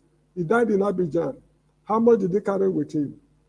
Sir Louis Ojukwu, the father of Ojukwu, when he died, how much did he carry with him? The answer is nothing. So the man is a foolish man for two reasons. He could not see through his wife early enough. That's one mistake he made. And secondly, dying because of a woman is very unmanly. So thank you, Mr. Electricity. Yeah, thank you, Mr. James. Thank you for your wisdom. And you did said something that if after marriage, after 6 months, the man cannot bring the woman under his control. Would you mind to shed more light on that in terms of control, so that it's not taken out of context? In my Yeah, opinion, thank you. Because when I say control, I don't mean the man should misuse the woman. It also applies to the woman. If you marry a man within the first 6 months, you cannot get along with him. Maybe the man is playing around, or is a heavy drunkard, or the woman herself. You see, it's a very funny world we are living in. For example, if let's say you are a working class woman, you are an executive of a company, and your company says you should go and represent them at a conference, maybe in Spain or in Aba or anywhere at all. Now, when I was growing up, the idea, it was not resonating well with most men in Benin of those days, because if your wife will go to Spain to attend the conference, where will she sleep? She's going to sleep in a hotel. And in the Benin of those days, not modern Benin, please get me right, in Benin of those days, it's only an irresponsible woman who sleeps in a hotel in Benin City of those days. So you should trust your wife to the extent that even if you find her in a brothel, you will not have cause to doubt her integrity. But if she's a woman whose integrity you will doubt, then you better pack up the marriage. The same thing also applies to the woman. If what's it called? Your man's integrity, you can't vouch for your man's integrity, you better pack it up, because there are cases of some men. They are married to some women. The women will assist them to build the house, do everything. When the man dies eventually, children from other women will start coming from nowhere. A woman will say, I had a baby for this man 3 years ago. These things are very unbecoming of responsible men. So both sides of the coin should be very careful in the very early stages of their marriages, because in order to avoid this kind of nasty things. If you are not compatible, you are not compatible. If you are compatible, you are compatible. There are some men who don't mind if their wives, are playing around. And some women also don't mind because of the Western ideas they've imbibed.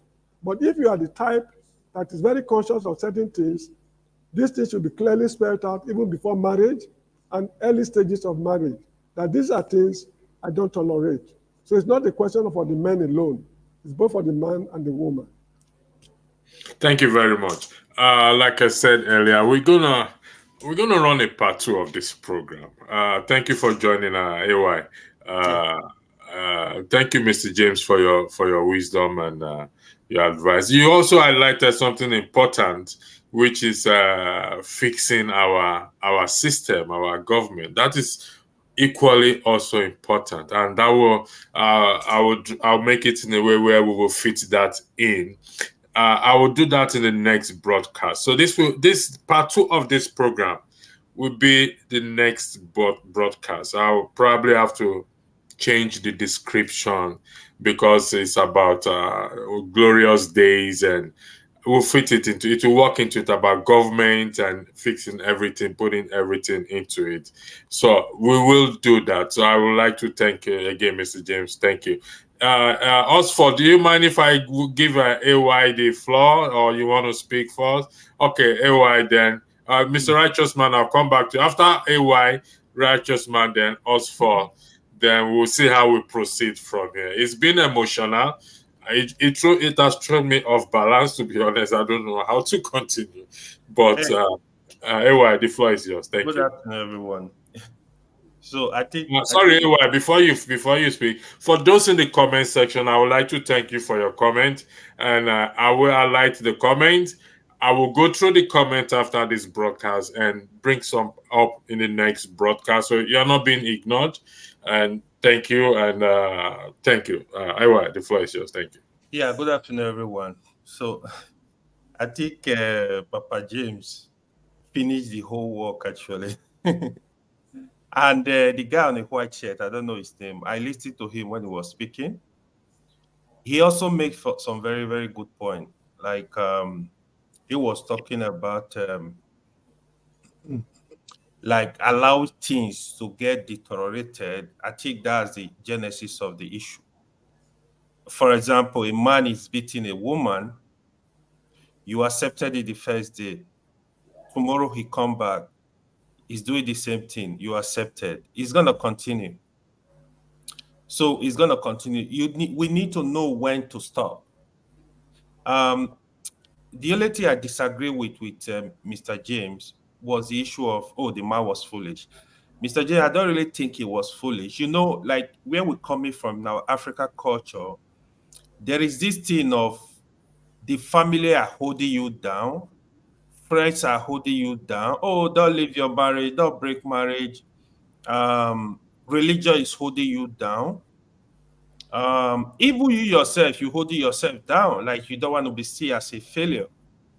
I think these are part of the issue. Because of that, people tend to be more patient and, you know, more like, oh, I don't want people to hear this. But apart from that, completely agree with what you said.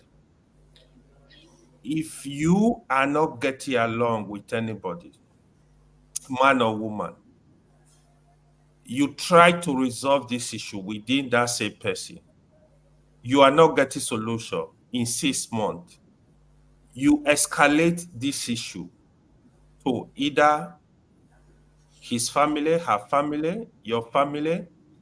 Try to resolve it. You are not getting an issue. You are not getting result. Walk away.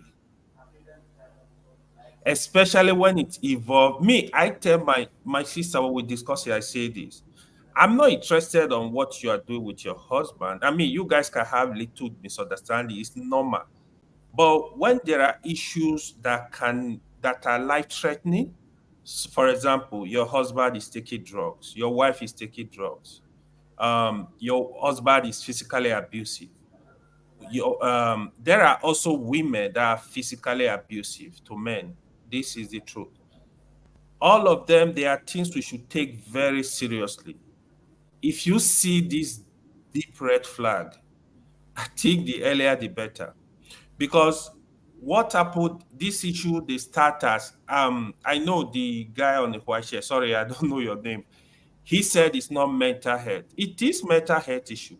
It is an abuse. It starts with abuse. It keep going. It leads to mental health. That is when you see people react with this issue of, oh, shooting, killing, doing all sort of evil. I know of a case with my friend, his cousin, he was having issue with his wife in Texas.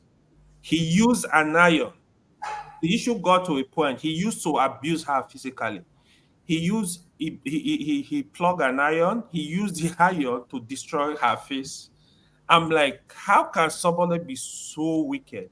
So when you see this kind of abuse, I think people should learn to when to quit. No matter what you're gonna lose, even if you're gonna lose. In the case of America, in the West, sometimes people think of, oh, I'm gonna lose my house, I'm gonna lose so. Forget what you will lose, because it's somebody that is alive that can buy new car, that can buy new house. So don't let properties hold you down. I mean, if you are a hardworking person, believe in God. As long as you've tried to please God, try, these issues are not your fault. Walk away, go and start. If you want to start from scratch, go and start. Because it's when you live, it's when you are alive, you can even think of how to make money. It's when you are healthy, you will think of how to make money. Even emotionally, when you are disturbed, you are depressed, you will even have a job. You can work. So it's when you are really fit, it's then you will say, okay, I can look for money, I can work harder, you know. I mean, the bottom line is compatibility is very, very important. I mean, women and men, they should listen to each other. But when somebody is raising an issue that is very, very deep, we have to take it seriously. But the bottom line is, if things are not working, you've tried all avenue, walk away. It will prevent this kind of disaster. Thank you. Thank you very much, Mr. Righteous Man. I know you are joining. Just before you come in, I want to highlight something, which Mr. Blackstone's Black Experience. He's saying, "Why are you playing this electricity? Let's respect the dead." Now, if you read the description properly, you will know why I am playing it. And I decided to stop playing it because of how people feel, it makes people feel emotionally. And I did highlight in that description to respect the dead. But you see, when it has to be played to give us a context of what we are talking about. The 9/11 that happened, thousands of people died in it. They still play it tomorrow. Would you tell them not to play it? People died as well too. That's an aeroplane going into a tower. We have to play it to give us context. And you said it is very distasteful. No, it is not distasteful, please. It's history. We can't brush history under the carpet. History is to help us to get better. So that means we're going to stop playing videos then, any videos then, because it's distasteful. There was a warning there that viewers may find these audios distressing. So, I mean, I had to make use my discretion to say, but in the next broadcast, I'm going to play it to give people context of what we're talking about. So, my righteous man, the floor is yours. Thank you very much.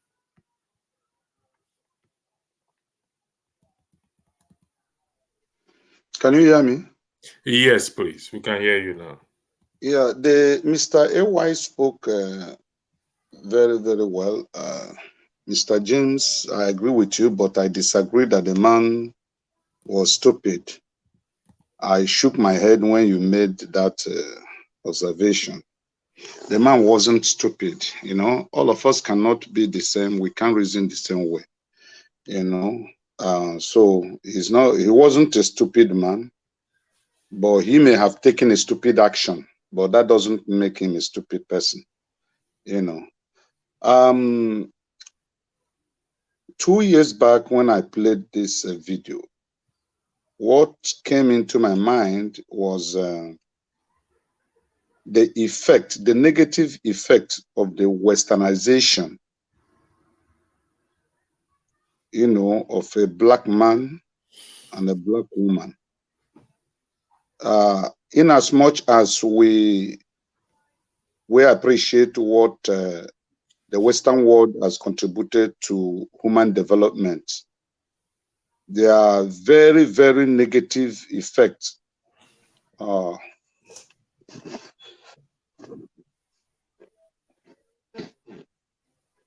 We can't hear you again, righteous man. Are you still there? Hello? Maybe it's network. It's in Nigeria. Yeah, it's joining us from Nigeria, so it's unfortunate. That is one thing that we need, Nigerians, we need, Mr. James, our government need to do something because most Nigerians would love to join in this conversation. What I just highlighted, I think Oswald, it will be your turn. This person said, why don't these men train to be nurses themselves so they can rake in the almighty dollar?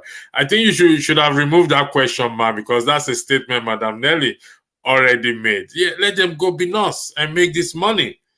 I don't know why. Just let me say this. Let me quickly say this. Electricity. Yeah. The issue of nurse or whatever. It is an overrated job. People, I don't know where people have this mentality. People got this mentality that nurse they make billions of naira. To be honest with you, if you billions of dollars, not naira. Yeah, billions of dollars. If you ask me, this is not correct. Nurse is a very hard job, very tough job. It's not that the money is too much. You have to work a long hours before you can even think of making reasonable money. Apart from during COVID, where they were lucky to make more money, the money is not much. There are jobs you sit at home, you make thousands of dollars within a week.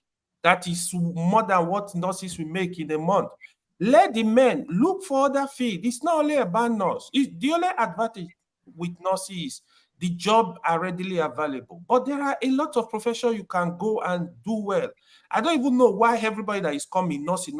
If you are a nurse in America, even your family in Nigeria, everybody think, oh, she's making all the money she. It's not correct. Speak with nurses. It is a very, very tough job. So for me, like even the men, the so-called gold diggers, they force their wife to go study nursing because all they are thinking is how to use the women as slaves. They should stop it.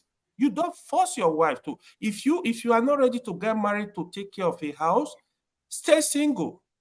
You can't depend. Yeah, I'm not saying women should not help men, but men need to know is their sole responsibility. A woman is helping you, you should be thankful. You should not make the woman your money machine. When you don't get the money, you feel disappointed, then you start a war. They are not your slave, even when they are working. Don't give money to any man. To be honest, this is my own personal opinion. Thank you. Let me buttress something here. No job is easy in life. No job is easy. But you see, I don't know. I think we will blame ourselves because sometimes we give false impression of to those even back at home that this is how nursing is. Actually, they work long hours. I know few. There are 2 jobs or 3 jobs. I always beg God, please, Father God, I don't want to do this job. I appreciate those who do it. I acknowledge them, but I keep saying I don't want to go there. Care, nursing, security, because they are so exposed to a lot of dangers. Yeah. Other jobs are exposed to dangers, so. But when I hear certain things, I say I don't care how much they pay you, how much they are going to pay me. I don't want to. Some people have lost their license just for even something, a mistake, which is not, and even that is not even their fault because of legislation. I say, why would I want to subject myself to such a job when it's trying to do something right? And I said, no. I wish you guys the best. When I moved to when I moved to UK, my friend was telling me, oh, good. I said, listen, if I can't get the job I want to do, I'm not going to do care. I don't want to. Oh, there's money there. I said, listen, I have seen money in my life. I don't need it. I need money, but not this way. You are lazy. I said, thank you. I'm lazy, but some women still like me being lazy. No problem. Leave it like that for me.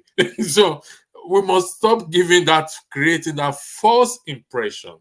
It is a false impression. That it's an easy job. They make money. What even if they make money? It's not easy. No job. Bro, it's easy enough. I have friends that are medical doctor. Even medical doctor, they are not easy job. Like they cry every day. I remember when I finished high school, my parents, everybody, oh, go and study medicine. I said no.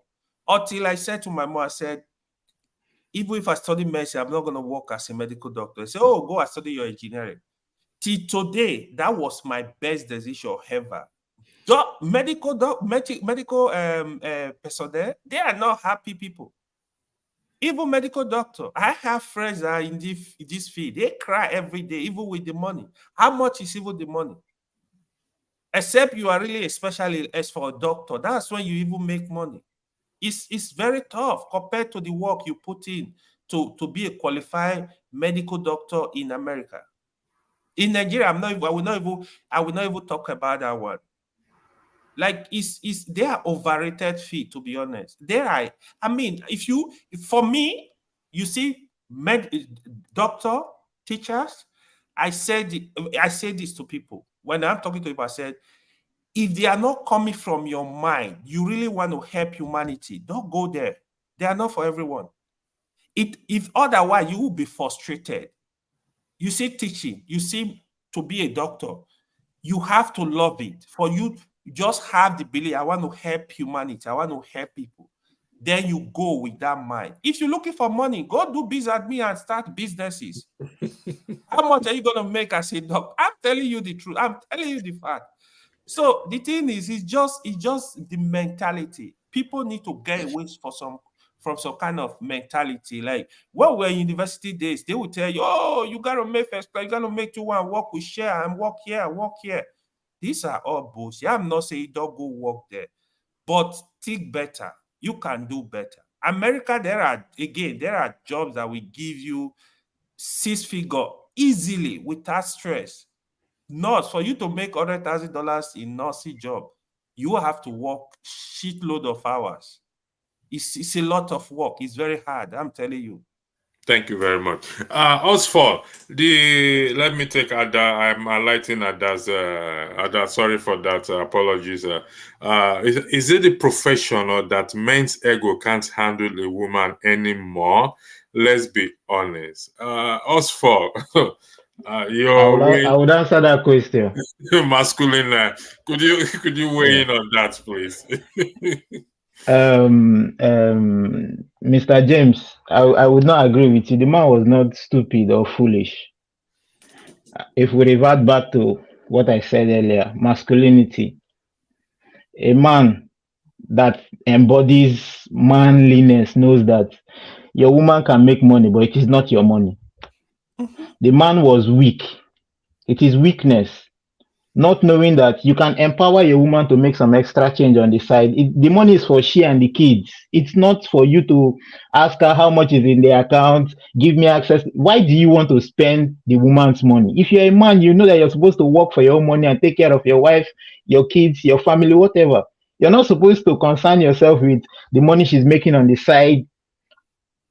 And in this case, from what I was hearing in the video, it's like he was setting himself up to put himself in a position where she's working and he and the kids were going to chill and relax, and the woman revolted. It brings me back to weakness. He was weak. He was not stupid, but he was weak. He did not have the proper counsel or friends around him to tell him that, see, if this is not working, it's time to walk away from this marriage.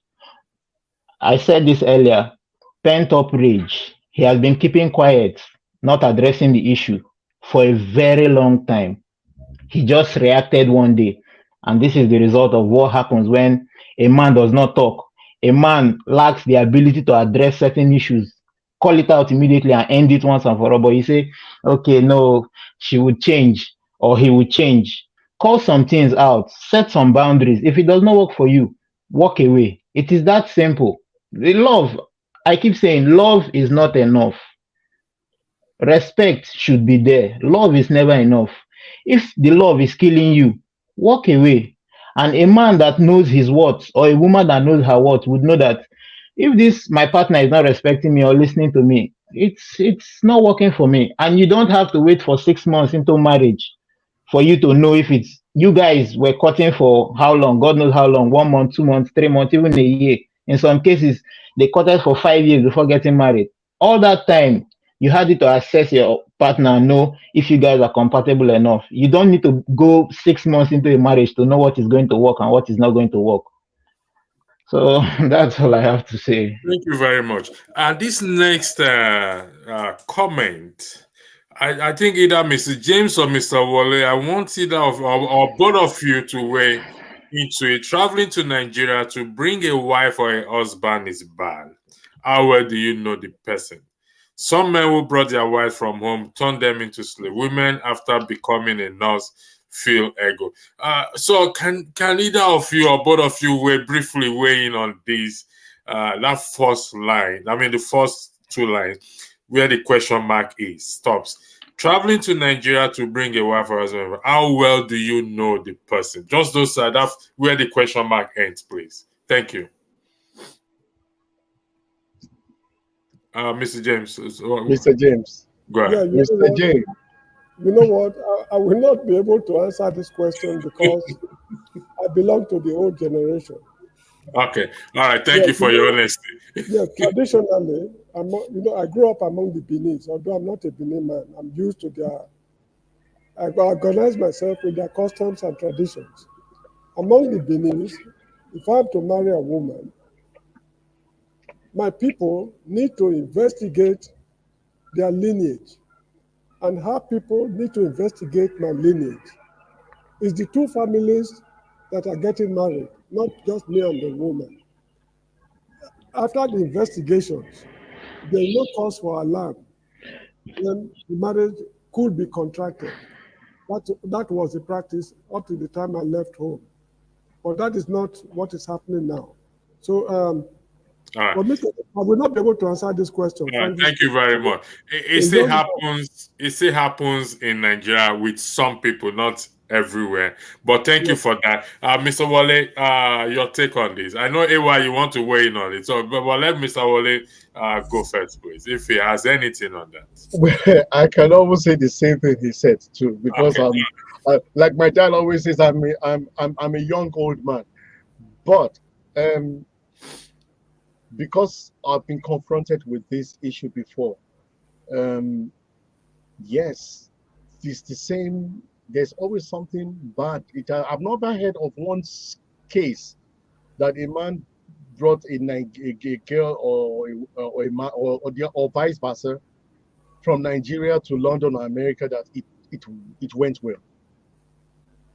And the other question is, how well do you know the person? That's a great question. You're going to court somebody for 2 or 3 weeks after they introduce the person. In most cases, they actually look for these women for them, and then they suggest these women to them, and then they get to know each other, and then it goes on from there. I All right. can't really talk much on that, to be really Okay, honest. I'm going to put you on the spot. You said that, let me put a figure on it, 99.9% of such situations don't end well. In your opinion, this is your opinion, so that they don't come out. What I have known of What you have cases known. So, in of your cases, yeah. opinion, you are saying that it is wrong. It shouldn't be. I wouldn't say it is wrong. It's just that it's just not going well. It's just not going. All right, thank you. Yeah.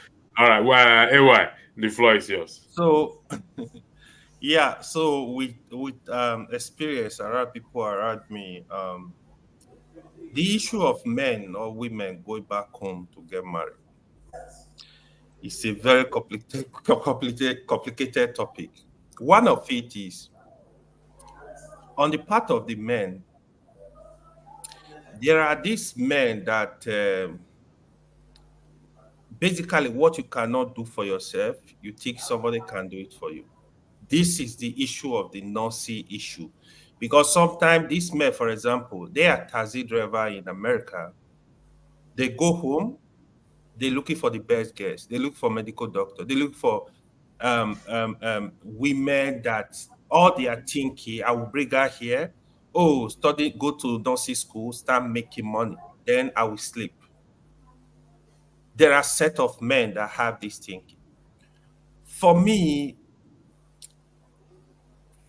to bring a woman down here, I usually cut on exposure. Does what level of exposure? Because there are some misconception about America, for example, as a case study.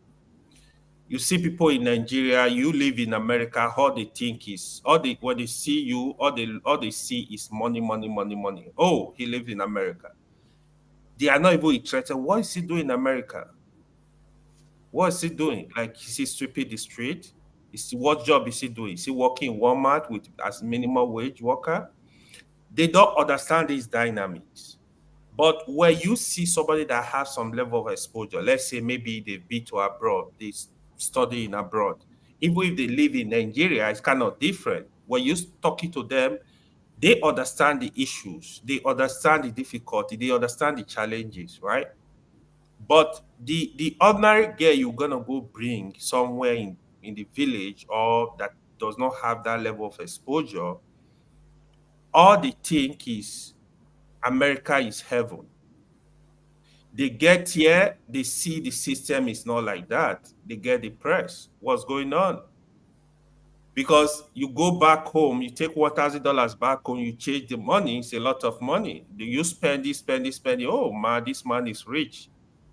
You come back to America, if you are not earning $5,000 a month, you are actually poor. You got to struggle with that money.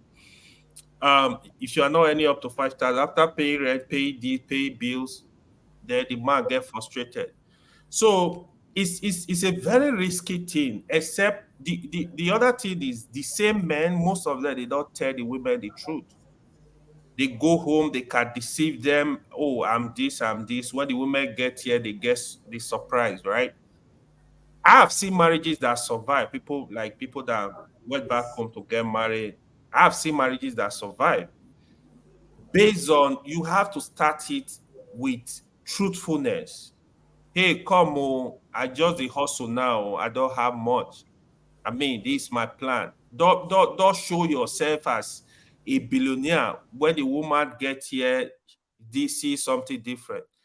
Again, the other thing is getting married to a woman thinking like, oh, the woman is gonna go to school, go do nursing, then she gonna be giving you all the paycheck. It's not gonna happen.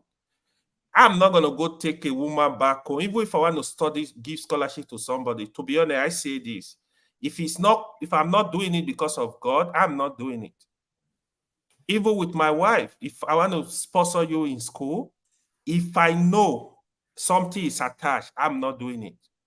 If I'm not doing it freely to help you develop, doing it because of God, I'm not doing it. If I want to give $100 to anybody, if I'm not doing it because of God, I'm not doing it, because you will regret it. Most time you regret, because when you do things because of people, you are expecting payback. You are expecting some kind of benefit. But when you do it because of God, it's God that pay. God will reward it. So this is my whole personal belief. So it is a very complicated issue. I've seen a lot that really, like, maybe they don't even know the person they are dealing with. You think the person is different. By the time they get here, you start living with them. Some of them are also influenced by friends, by society. Oh, if you are in America, oh, if the man talk to you anyhow, call the police, do this, you have power. Before you know, they get on that line and start misbehaving. But it's complicated, to be honest. Thank you. Thank you very much. We're going to run this part 2 on Friday next week. We have a broadcast on Thursday, which is also going to be an interesting one. Friday, I'm not so that we can stay longer. That's why we run this broadcast next week, part 2 of it. So I'll have a chat with Madam Nelly and Mr. James. The Thursday broadcast.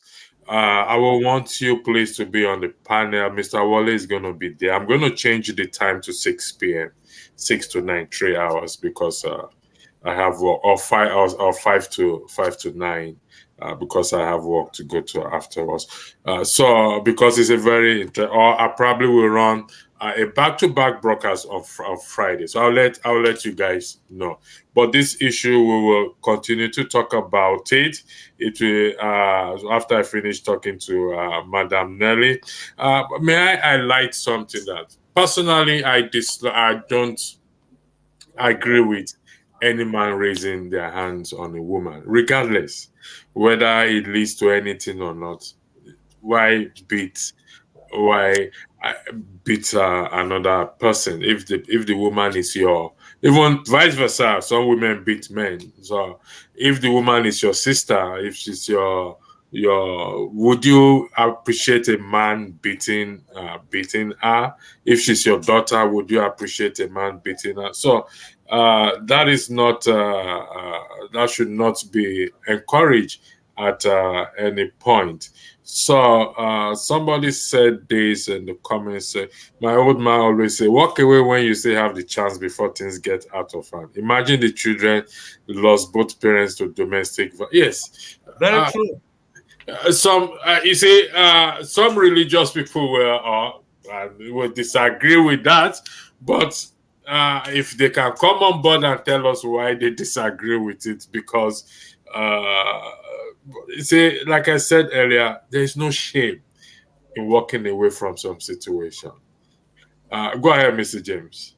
Yeah, I said that the man is foolish for one reason. Assuming I close from work, I go to my house, open the door, get into my bedroom, and meet another man on top of my woman. It will be sheer foolishness on my part to harm the man. Because if the woman is what's it called, has respect for her matrimonial vow, she ought not to do that. So the fault is with the woman, not the man. And should I end up killing the man, it is foolishness on my part to kill a man because of a woman.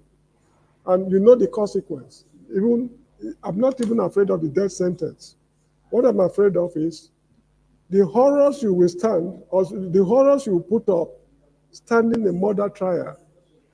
Try to talk to any lawyer or a police prosecutor to explain to you the horrors people stand or they put up with when they are standing murder trial. Is worse than death. So why should I subject myself to such a horror because of a woman who willfully failed to have respect for her matrimonial vow? This is the reason why I said the man is foolish. You should not lose your life because of the action of another person who could not live up to your expectation. If the woman is unable to live up to my expectation by taking my wealth and everything, may God bless her wherever she goes. I told you of what they did to me in the state of Israel. This is a Nigerian I do not know from Adam. We lived together, we had good times in Israel. But at the end of the day, he swindled me. Should I go and hang myself? If I hang myself, will I now say, will people now say this because I'm not strong-willed, that I'm not foolish? No, it's foolishness on my part to hang myself because of the action of another man. I hope you are getting me. Yeah. I can lose my life on my own accord, just like a man they call Adekule Fajuyi lost his life with Aguiyi Ironsi. Aguiyi Ironsi was the head of state, went to his house on a state visit to Western Nigeria, Ibadan. When Aguiyi was to be killed, the man said, no, this man is my guest. If you kill him, it's worse than killing me. So I must go with him. That was how Adekule Fajuyi lost his life. He's the most honorable man Nigeria has ever produced. A man who laid down his life for his guest. So this is why I said the man is foolish. Anyway, I just want to ask a question. Those of you living in America and Europe, the men go home to marry wives and take them to the overseas. Is it also possible for a woman, an educated African woman, to go back to Africa and marry a man and take the man to Europe? Is it common? It's not in terms of statistic wise, it's more on the side of the man than of the woman. Yes, but women also go back to Nigeria to marry men. I know one or two that have done it. So, but statistically wise, it's more on the side of the men going back home or arranging wife for them. For listen, it's a broad. We can. To some people, it has worked, so we can't sweep it. But it's like what Mr. Wally said. The chance of it working, it's rare because even the ones that we know each other, it hardly work. We are still struggling to make it work. I beg your pardon. How much more somebody you do not even know at all, know nothing about? It's a risk. It's a 50-50 chance we're going to take. Now, before you add to what you said. Yeah, go ahead. Yeah, so what the electricity said is actually true, Mr. James. So the men, most of them, they prefer to go back home because there is this white belief that, oh, the women that have lived here, oh, they don't upuai, the Nigerians say. They're too upuais. They go back home, they bring women down here. But on the side of the women, the percent is very low because women are more scared. They scared like, oh, they bring the man here, the man is gonna leave me and go. So they really scared of that. But few of them still go back home to get married. Thank you. I don't know if this is a question that is being highlighted or a statement, but let's assume that it is a question. It does not happen in the UK or most European countries. Could it be about the system in America? So that would be a question. I will leave it for Oswald. You've not spoken for a while. Do you want to weigh in on that comment? Or I would say something. It happens in the western part of Europe. I would say it happens in the western part of Europe because Europe and America because of the judicial system. It's all about women now. So men get frustrated, and when they get frustrated like this, they lash out. Let's look at what's happening in America today. Your wife would cheat on you, take you to court, win custody of the kids, take half of your wealth. That's after dragging you through court, the humiliation of putting your pictures in the paper. After all that, she will take half of your wealth. She will still have custody of the kids, and you end up paying child support because you're the one making all the money. So it happens in Europe. Yes, don't say it does not happen in Europe, especially the western part of Europe where they've bought into the ideology of freedom for women and the patriarchy is against women. Yes, it happens in Europe very Yeah. well. Thank you. I think Mr. James highlighted it that these things happens everywhere. It's just that it's more common in some places than the other. It also happens in Nigeria. The only one of the major problem in Nigeria is they don't report it as it is reported in other parts of the world. That is one thing I know about it. It happened. Uh, please, I need you to defend me on this. You have to defend me. Don't be biased. Even though I see a sense of humor in it, in this comment. So typically it is as usual, causing controversy as usual. Is that me, please? Mr. EZD. It means you are doing your work the way it should be done. When I was a student at the University of Lagos, we had a lecturer they call Kingsley Anyang, a philosopher. So a girl walked into his office and told him, "Sir, whenever I finish listening to your lectures, I'm always confused." Then Anyang told the lady, "Oh, thank you very much. You mean I'm doing my job? Because my work is to make you confused and make you think." So please start generating the controversy, because without controversy, you'll not be able to discuss issues in depth and appropriately. So please don't give up. Actually, one of my friend's wife, she has to nickname me Mr. Controversy.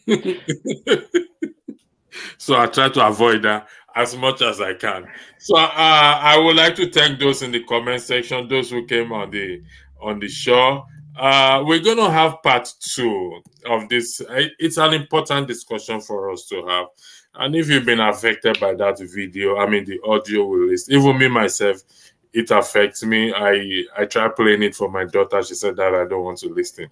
And so it's serious. We have to talk about it, but with the hope that it will save a life and put things in context. And this issue cannot continue to go on and on. So I have a question for Mr. James, please. Right. Yeah. All right. Yes, please.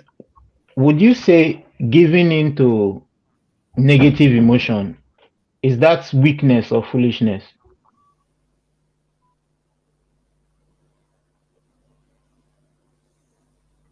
I can That's the neither answer. question. Yes, I will not be able to answer yes or no. I wish you can cite particular examples, because I would give you an example. when you say negative is relative, just like good and bad. These are relative terms. I So would give you an example. If someone has been constantly offending you, and on this given day, he or she has done it again, and you have this anger, I just need to punch him. Would you say he is foolish for going out and doing what his mind just told him, or would you say that's foolishness or weakness on his part? It's foolishness, because if I punch you, that action I've taken has consequences. And if the state should descend on me for punching you, even if they ask you what caused the quarrel, that is not as serious as me punching you, because I'm going to stand trial for punching you, and I will go to jail for punching you. The hardship I will go through in being incarceration for 6 months or whatever it is not worth it for me to suffer for your sake, for making me to punch you. So it is better for me to swallow the insults and walk away. In my life, I've walked out of so many friends, tens of. So this brings me to the second question. Would you say those that are indisciplined are foolish? Yes. They are foolish. Yes, if indiscipline. Indiscipline, they are foolish. I would tell you that they are not foolish. Indiscipline is typical everyday weakness. You giving into what you feel has to be done instead of doing what is right. It is weakness on your part. No, for example, if I take a bottle of brandy and I empty everything at a go because I'm an alcoholic, you might see it as a weakness in me because I'm an alcoholic, but I have the option not to be an alcoholic because the consequences of drinking a bottle of brandy at a go is very severe. It's because of my foolishness. That is why I'm unable to weigh the consequences appropriately and making myself, subjecting myself to my weakness. I would say one advantage I have over most people is that I've lived in very many different societies. I've met a lot of people and I've been to a lot of places. I've passed through so many funny situations, let me put it that way. So whatever happens to me, I have a wealth of background, experience to fall back on, which has sort of mold my character and behavior towards people. In most cases, when I talk to people, or if I'm having conversations with people, before they make up to 8, 9, 10 sentences, I know exactly where they're driving at. So I know where to draw the line. But some people do not have that advantage. I got this advantage because I've moved and lived with people and I've read a little books as well. And I've lived in a generation that existed before me in literature. I've read most of William Shakespeare, Greek, literature, Roman literature, modern African literature. So I have a wealth. I'm not boasting anyway. I have some experience to fall back on to regulate my behavior in society. Thank you, Mr. James. Thank you, Osfor. Did that make myself clear? Yes, I understand. Yeah. Because sometimes we tell each other this. We say it to each other. I can say to Ayo, why do you behave so foolishly? Or I can say to Osfor that your behavior is a foolish behavior. I don't know if that is what Mr. James is trying to convey. Because we say to each other at times when we do certain things. I'm not in the sense of either dragging the person down or being judgmental. Foolishness, in my opinion, is doing the same thing and expecting a different result. Okay. Weakness, in my opinion, is giving in and doing something that you know it is wrong, but because you feel like in the moment or in the heat of the moment, you feel like you have to do it. When you give in to that emotion, it is weakness. Okay. Not foolishness. I think I'm not an expert in definition of this foolishness or whatever it is. We need to get an expert into this matter. Like I said, we will run part 2 of this program next week, Friday, guaranteed. And we will stay all night. Nana O said common law marriage is better. It lasts than the real marriage without any. Please, what is common law marriage now? Does anybody know what is common law marriage? That should be white marriage. No, I said common law marriage is better. Yeah, that's common law. Common law. That is the law we inherited from Britain is known as common law. We are part of the common law countries. So any marriage, that is white marriage, what we call white marriage. And he said it lasts than the real marriage without any problem. I don't get that. So on this, the context she used this language, I think she's talking about traditional marriage, but common law ordinarily is the white marriage. But Okay. I would think she want to say like, oh, our Traditional marriage is better than common law. Yeah, I think that's what. Okay, yeah, that is why I got confused. Our traditional marriage is better than come on. That is still an argument on its own. So, so honestly speaking, it's an argument on its own. Well, let's see what the next comment. I Uh, wish you can come. You can invite a sociologist. yeah, I mean, I'll talk to Dr. Rudolph, and we'll try to Yes, bring to help us with yes, some a sociologist. some experts A into sociologist. this. Yeah, but nevertheless, it's still a discussion. We will still have next week, so that because sociology has their own part to play, they don't have answer to all the situation. Like we are talking now, we've been able to. I believe we've been able to, or let me rephrase. I argue that we've been able to answer some people's questions out there. We've been able to help people who are going through similar situation to understand that you can walk away if need be. Take a break, and everything is not about money. Please, we must not make everything about money, because once you're dead, you're gone. Everything is not about money.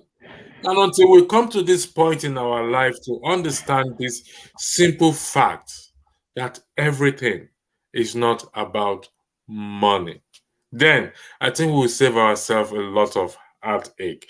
And as we draw the curtain for tonight, I would like to thank those in the comment section and those on that joined the program and the panel. Mark your date for next week, Friday. We will start. And we will stay all night because I'm free that weekend. So, Mr. Wale, we will always talk. We know how we'll catch up, and we will have this our usual talk. So, once again, I would like to thank you, Osfall, AY, Wale, Mr. Righteous Man, Mr. James, Madam Nelly, and I live in Nigeria. So everyone that have participated, just in the comment section, Baker, Wale, Ada, some of you I can't remember your name again. Your comments help us to go through this. And next week Friday we will be here. Next week Thursday and Friday. It may be a back-to-back show on Friday, or it will be a show on Friday. But definitely this part 2 will come up. A Stitch in Time part 2. We will run it next week Friday. So thank you very much and have a lovely week ahead. God bless you. Thank you.